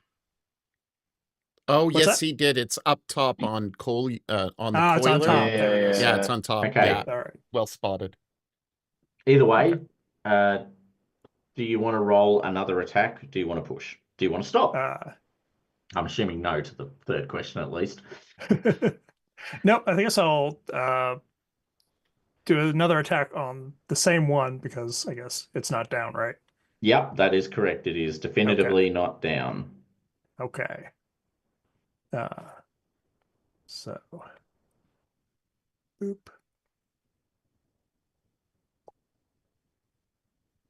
And you cause... There you go. 2 successes. That's a crit. 2 points of damage.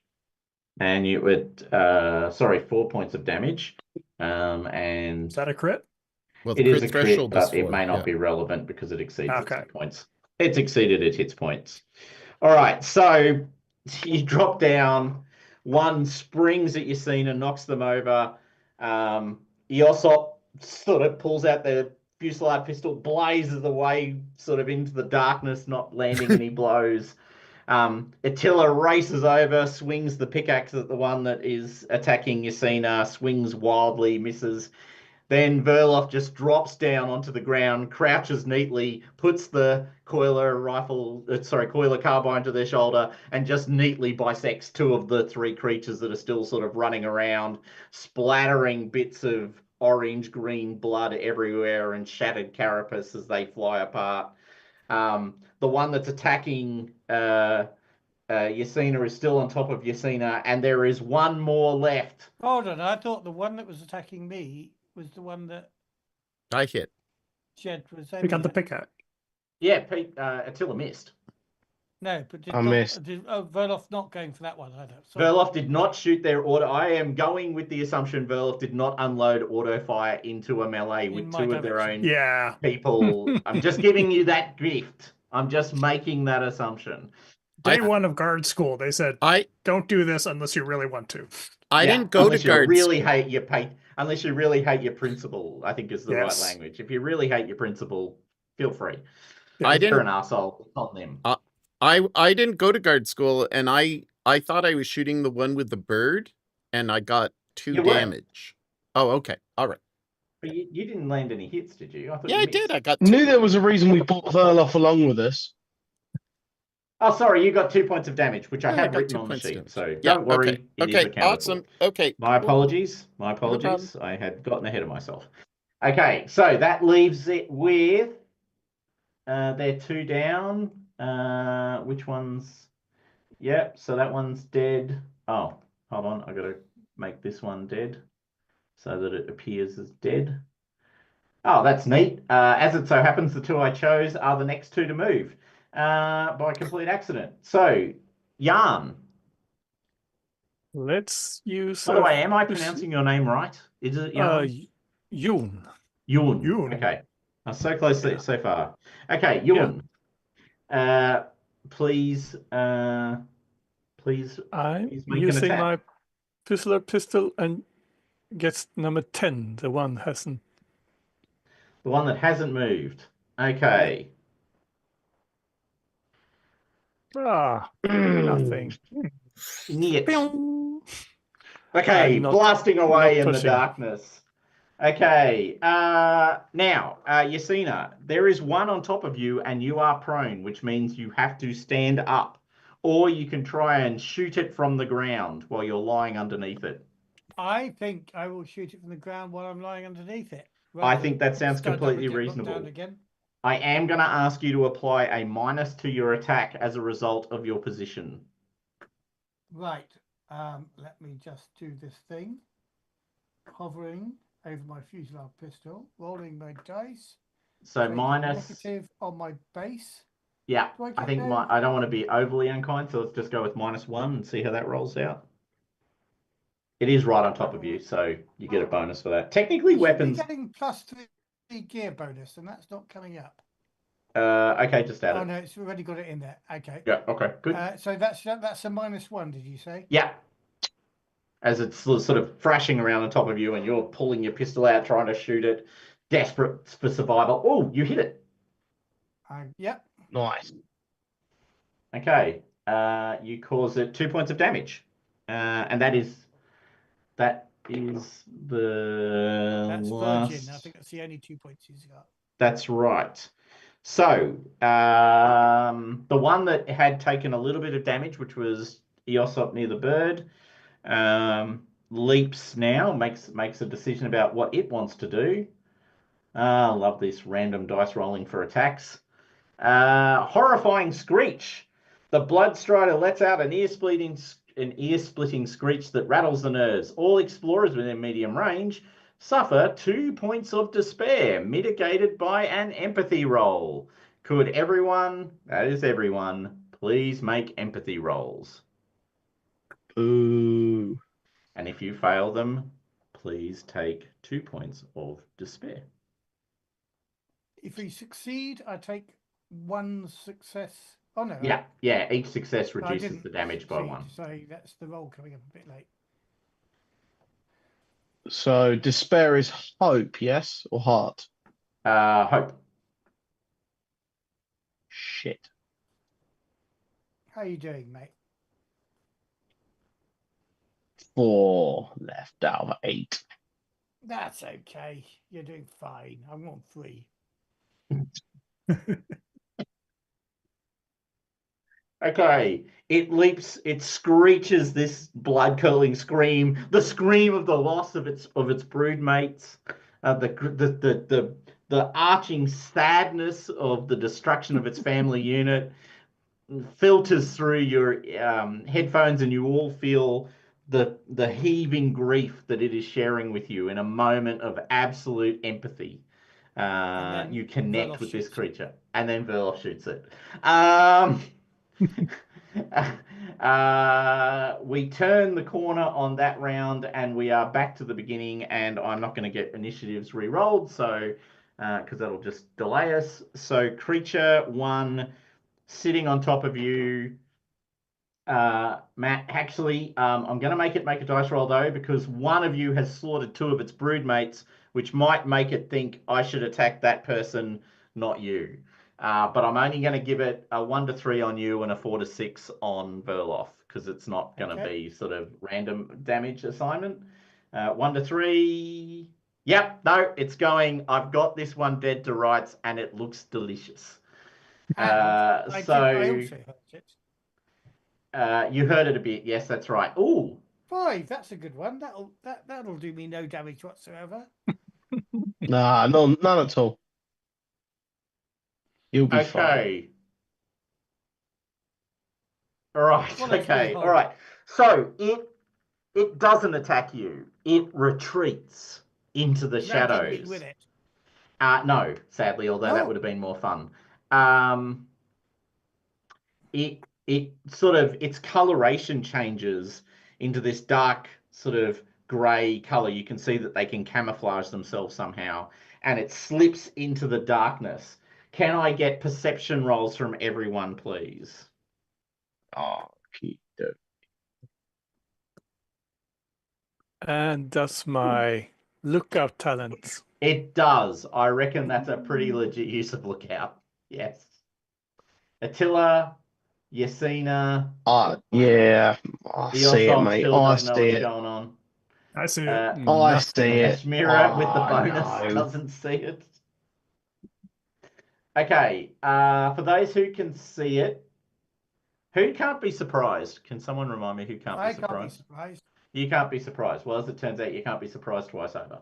All right, so it fades into the darkness. Fuck. You know, also the other thing I should have done is my situational awareness should have given me a free dodge when it attacked me that first time. Well, there you go. That mistake again. Yeah, that might have helped you. You might not have ended up with 4 points of damage lying on the ground. All right, it has faded into the darkness. The only people who made perception checks may attempt to attack it this round. Yeah. But that was its action. So there's one in quite visible range. However, Attila, you are next, and you were in hand-to-hand. Oh, no, sorry, Eosop, you're next. You can't see the one that's just faded into the darkness. You can see the one that is near the bird, though, which was, after all, the one you were attacking last round. You're on mute. I am going to shoot at the same one. Sorry, dog's barking. Okay, and all good. So I cannot use my talent again during this combat, and so I just roll. Roll away.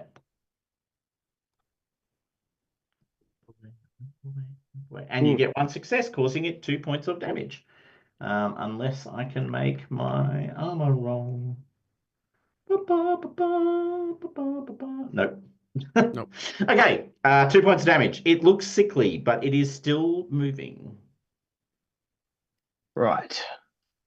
Okay, Attila, you can follow, you saw it, so you can chase after the one that is melded into the shadows.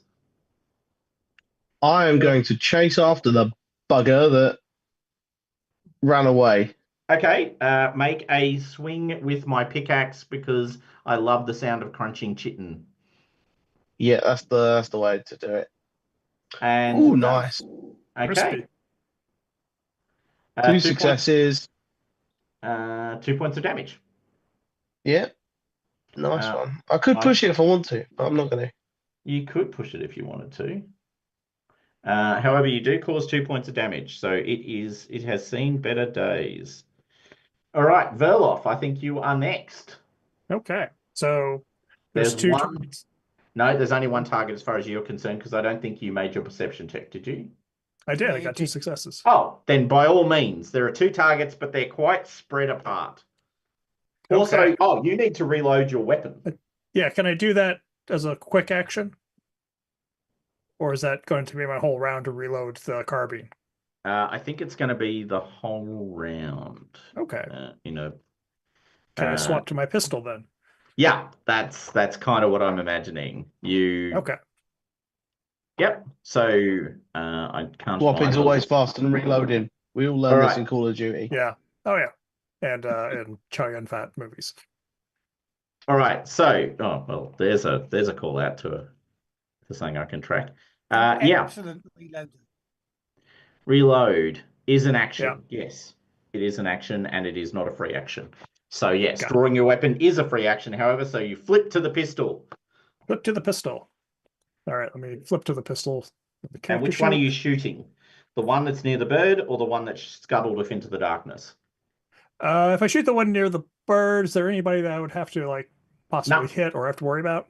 No. Okay. I feel like I would go for the one that's in the darkness just because I see it. Okay. All right. And I feel fire like away. That's my. Okay. Let me.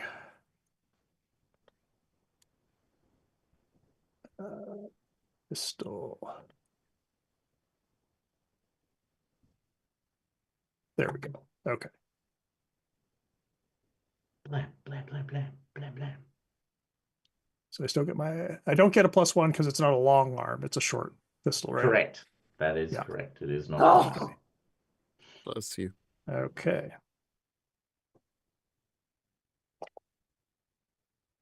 All right. Ouch. Once again, unless I roll a incredible amount of successes. Oh, actually, you didn't hit the crit threshold, so it doesn't matter anyway. No, you blam it apart. Ba-boom. The kablamo. Which I'm going to do it on the combat sheet because otherwise, yeah, 'tis dead. Okay, so that leaves Jon. I'm shooting. I didn't make the perception roll, so I'm attacking the visible one. Okay, go for it. It's dead. Actually, it's already dead. Oh, right. Oh, no. It's really dead now. No. Yeah. Sorry. No, actually, sorry. I got confused. Verl shot the one that ran into the shadows. So actually, yes, you are attacking the last surviving thing. And you did 3 points of damage as well. Just roll its armor to see if it can pull off a miracle. Got 1 point of defense, but not enough because you did 3 points. All right, so it's a quick and nasty combat. You've blasted apart these little creatures. The righteous arm of the Coriolite Empire once again displaces the indigenous inhabitants of a planet to feed the endless resource needs of the ship city. Like a plague upon the lost horizon, you blast your way through creatures without any consideration as to their culture or their intelligence, or indeed their deep emotional connection as a family unit. They are just pawns in your eyes, impediments to the gathering of resources, and you stand amongst them. I just want to point out that they were about to eat us. I mean, that's one interpretation. That's one interpretation. I just want to point out they were about to eat you because you were in their ziggurat. One person's food is another person's. Did they get on a spaceship? Did they get on a spaceship and fly away to the ship city? No. No, they did not. Well, it's not their ziggurat anymore. It's ours now. We have claimed it. Which is indeed something that has been true since the 14th century and old Al Arda. Indeed. All right. So they're hooray for colonization. No, as a Canadian, I cannot accept that at this point in time. I was going to say, as a person who was for reasons of me being a left winger, that was a joke. Some of my best friends. All right. I did actually go to a comedy show on Thursday night titled White Man's Burden, which was genuinely hilarious. So you all. So one thing is you use 1 point of supply because that was an exhausting moment. So could one person take a hit on 1 point of supply for me, please? I will. I will.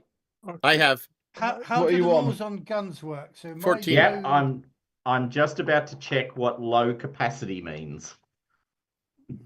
What are you on? Is Eostop? 14. Because I have a feeling low capacity literally means that me and you are the same. We need to see who. Yeah. On supplies and stuff. As a captain should. That's why I'm not seeing it. Okay, let me just get there. I have a low capacity. Oh, for a well-navigated PDF, one I wouldn't give. Okay. Weapon features. Here we go. Auto. Low capacity. Rolling one or more ones, even without pushing, means that the magazine is empty. Ooh. Oh. We did not notice that. All right, those Fusillade pistols would have been needing to be reloaded in the middle of combat. However, just to say it for the sake of simplicity, anyone who fired their Fusillade pistol burn a supply point. And obviously, automatic fire, burn a supply point. Okay, I'm down to 13. Okay. Knew there was a reason I didn't fire my pistol. Just kiss your pickaxe. So that's interesting. So combat burns. So there's actually a genuine reason to get rid of Fusillade pistols as quickly as possible, which is they are a supply sink. Yes.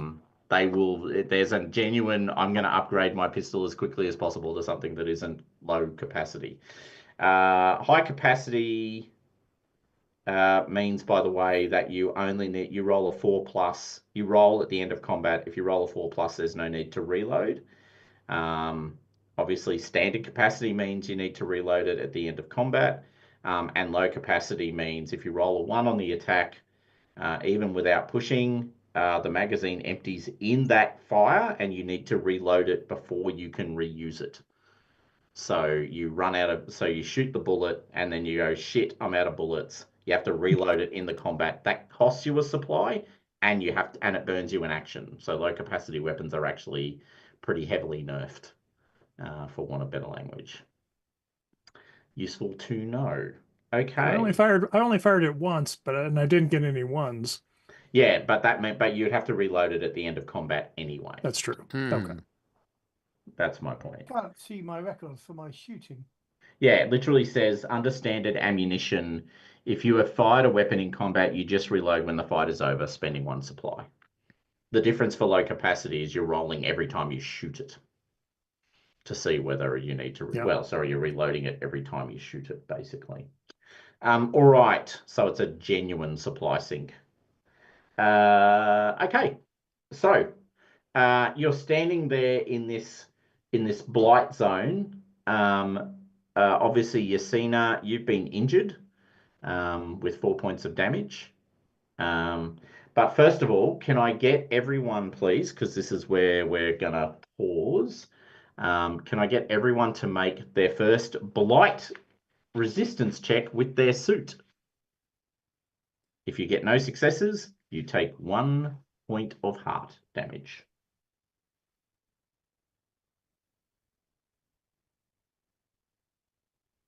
Oh, nice. How does your standard delving suit only have 1 point of blight reduction? I don't know, but that's the Hold stat on, I that's was a given. standard exosuit. I think that's the wrong. I'll need to look at your sheet. I think Right, anyway, you made it, so that's fine. But I made it So- on one dice. either have Come a on. You should either have a light or a medium Yeah. delving suit, and they roll between 3 and how many dice? 5. is it? 5. I rolled Light 5. is 3. Yeah. So I didn't get any successes. So I roll what for damage? No, you take 1 point of heart. 1 point of heart. That's fine. Yeah, because you are now being attacked by the blight. Yeah. I got one Fucking success. immune to that. So if you got 1 success, you took no blight damage. It's Oh, only a cool. blight 1 zone, so you take no blight damage. Now, if you choose to rest here, you will suffer another round of blight. The other option you've got is does the bird have cleanse zone? Does the bird have the Yes, I believe she does. clear blight, clears all blight from 1 zone for 1 shift. You make a roll, it burns an energy point, and then you can rest here safely and not take any blight damage. It's only got 1 energy point. Yeah, it can rest as well. So I'll just check what it needs to do to recover its energy. The other option is you just crawl back up the stairs. You crawl back out of this hole, or you keep on going. So, in case you hadn't noticed, there's a I tunnel wouldn't mind going. resting, but Yeah, I think can resting understand- here. Let me see if I can. If I'm I up can for use that. The bird. And I'm just going to delete your tokens again. Sorry, guys. All right. I am trying to roll insight and getting nowhere. Why is nothing happening? Because you may have clicked the attribute gear. That's what happened to me. No, fine. It's absolutely fine now. Okay. Roll 5. Come on. Nope. Oh, Oh, for fuck's sake. Ooh. All right, and your bird is now exhausted. What you can do is, like I said, you can sort of climb back up. No, I'm going to stay here. The others can climb back up if they want. Okay, then you're gonna then I'm gonna roll to see another round of blight at the end of the rest. Is it better for us? Do we spend a supply going back up? Yes. Okay, so that's the reason to stay where we are. Is because we need Yeah. supply more than we need health at this point. Do we have anybody who can heal? So recovering health, first aid. Someone can give you first aid rolling logic. If successful, you recover a number of points of damage equal to the successes they roll. Hold on. If you heal damage and only broken victims can recover health in this way. Oh, okay. Don't worry about that then. Ignore everything I just said. Good. If you've got medi doses, they can heal you. However, on your own, just resting for a shift, which is what you're going to do, will heal you 1 point of health. Or hope. Just going to hope now. Hope and despair, recovering hope. Only broken. Yeah, on your own. You automatically recover 1 point of hope at the end of a shift. Okay. And in answer to the last one, if you are on your own, you can spend. You get 1 point of. So basically you recover one of each per shift. Now, on top of that, though, you can actually make this delve camp, I think. I'll just check that statement against the delve rules. And then we will call it, like I said earlier. Okay, so we've been doing delve camp. Clear blight or decontamination equipment requires a stretch of work and a logic roll, consuming 1. Can rest and recover here, consuming 1 supply per shift. So you can actually set this up, if you want to, you can set this up as sort of a safe zone that you could come back to and rest. Or you can just rest here and not worry about it. Oh, actually. What's the benefits of setting it up? One, and the biggie, is you only use 1 point of supply per shift as opposed to per stretch. So you can actually rest here for a long period of time. But you'll need to make someone will need to make a logic roll and burn a point of supply to effectively make it a delve camp as you set up equipment and other things. I'm happy to burn supply, but if anyone's got better than a 4 in logic, I have 5. great. I can do it. I've got 5. Okay, I'll burn the supply. Make camp. Can I offer a die of help? At least. Yes, for the I'm going to logic allow roll. that. I think that's completely sensible. Matter of fact, per the usual rules, I think up to 3 people can offer a point of. Yes, you can. Up to 3 people can help. So if you want to do it that way, or you can just get the 1 success and be satisfied with that. All right. Okay, Yosop and others, you set up a camp.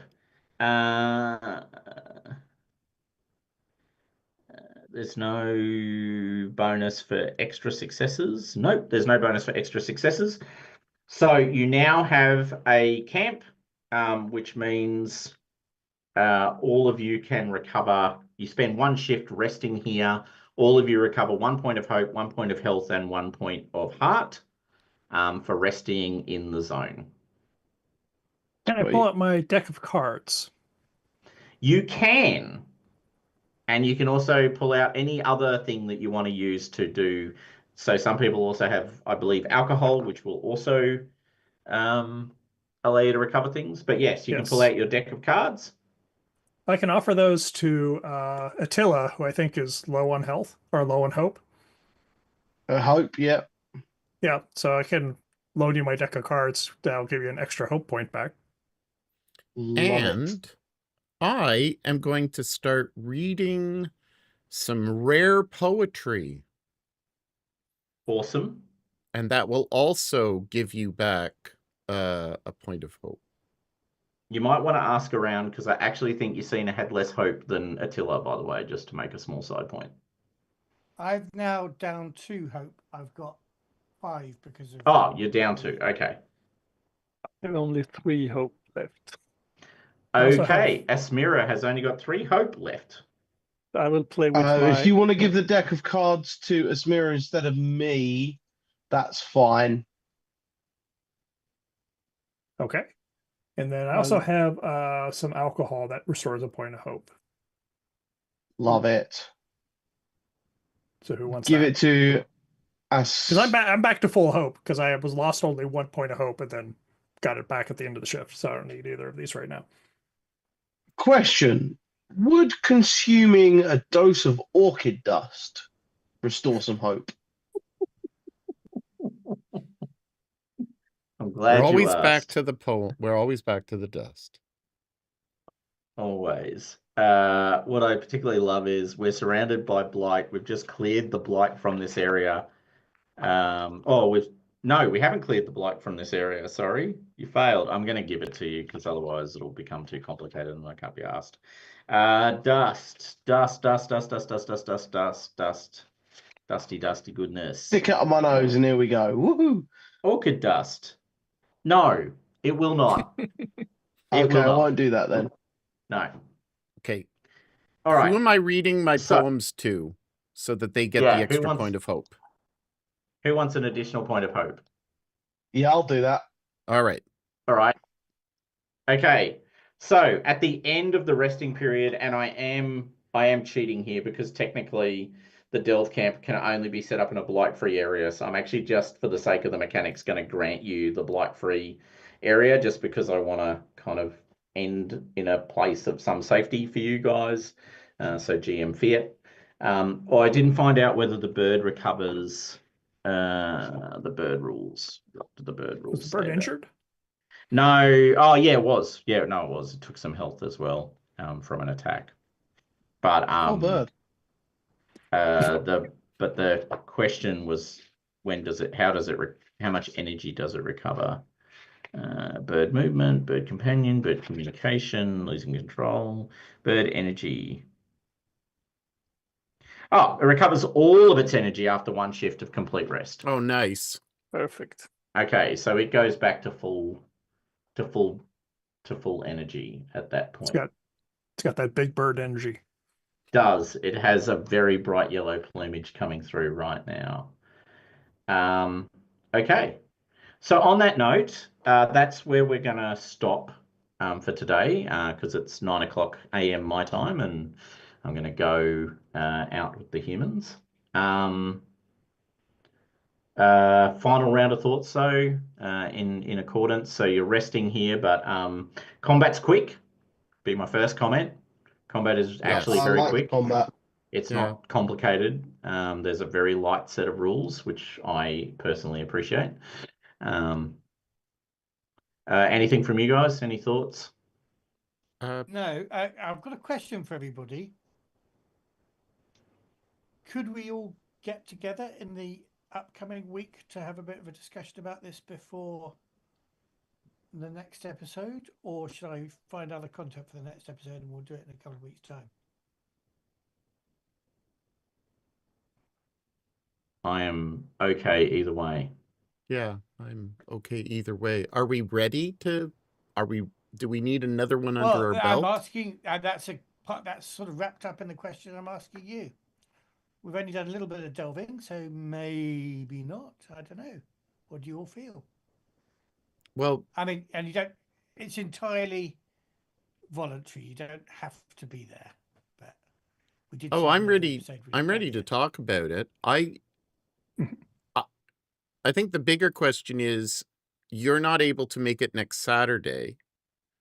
So if we postponed ourselves for another Saturday so that we have a free Saturday and we all play, would it not be better for us to discuss it after that or this week? It would kind of be in 2.5 weeks or this week. Because I don't think it would be fair to discuss it later if you're not part of the group.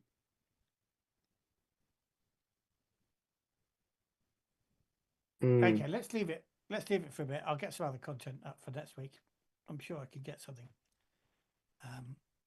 I'm sure I can get something. We have a packed schedule of things. I'll just bring forward another article. That's what I mean to say. Of course, that's what we all heard as well. Yes, we all heard about that article. Yeah. 6. We've got at least 2 people asking us for interviews actually, so it's no problem. I'm thinking I can. So do we play? Cool. Okay, we're still online. So I just want to say that I thought that none of you heard that. Yeah, no, I thought that Jed's shooting was very good. Like I thought that the mechanics of it were very good. And I didn't feel like we were bogged down as much by counting our supply. I thought that it would be worse than what it was. I don't know. The only tricky part, I think, is knowing who's making sure one person is doing it. It'd be easier if everybody took one off, because I like, it's like, oh, who takes one off? And then 3 people say, I'll do it, and say, oh, you did it, I won't do it. And it gets a little muddled, I feel like, or could get muddled. That might be the fault of this method of doing it as opposed to around the table. But, yes, I do see the point. There if we had it in this very session where like physical tokens, it'd be super easy. Yeah, if we had something up here that we could track, that would help. Yeah. Yeah, so what's interesting is there's a shared view of supply, as in a single number, in the group setting, in the group, in the Attila Circus. But you can't, I don't think you can discount it. Mechanically, maybe next, to make that flow easy, maybe the assumption is I just go around the table, as it were, in a sense, for standard supply usage. So, you take a point. Yes, yeah, take a point. Yeah, exactly. That would vastly simplify that conversation. And then personal usage burns your own supply. So ammo and those sorts of things then you just manage against your own supply list. As we keep telling you, Asmira, don't get higher on your own supply. And don't fire those pistols. Don't put the nitrous in. Don't. I quite like, actually, I actually like the fact that pistols, the fusillade pistol you get issued is like, do I want to use my fusillade pistol? Like, there's a genuine question. It's like, do I want to use my fusillade pistol, or will I use something else to deal with this problem? It's the last. And by the looks of it, it's not even a great weapon by the looks of things. No, it's definitively the rubbishy, kit bashed, sort of version of many a post-apocalyptic game's weaponry, where you've got the old sort of, 20 or 12 gauge double barrel shotgun that's been sawn off, and then it's had something jammed into it to make it work. It's basically like actual bullets. It works kind of like a holdout pistol where you don't want to use it, but if you need it, it's good to have. Yeah. I can see fights towards the end of a delve being very impacted by genuinely this consideration. And then because whilst I wouldn't, sorry, go. My apologies. No. I was just going to say that it's the debate at the end where you're counting your supply to get back up. Yeah. Or you're counting whether or not to shoot to prevent someone's death. So it really is. Yeah. It's actually a pretty good gear. Yeah, I think it'll be interesting when one of the possible sort of, what's the word? Grind, one of the possible grind settings, because I think that's what the supply suggests, is there's a grind element, is when you're escaping, you use up your supply as you go out. If you drop below a certain point of supply, you start taking damage. If you reach 0, you start taking real damage. And so there is a possible grind where it's like, oh, how many rolls do I have to make to get out?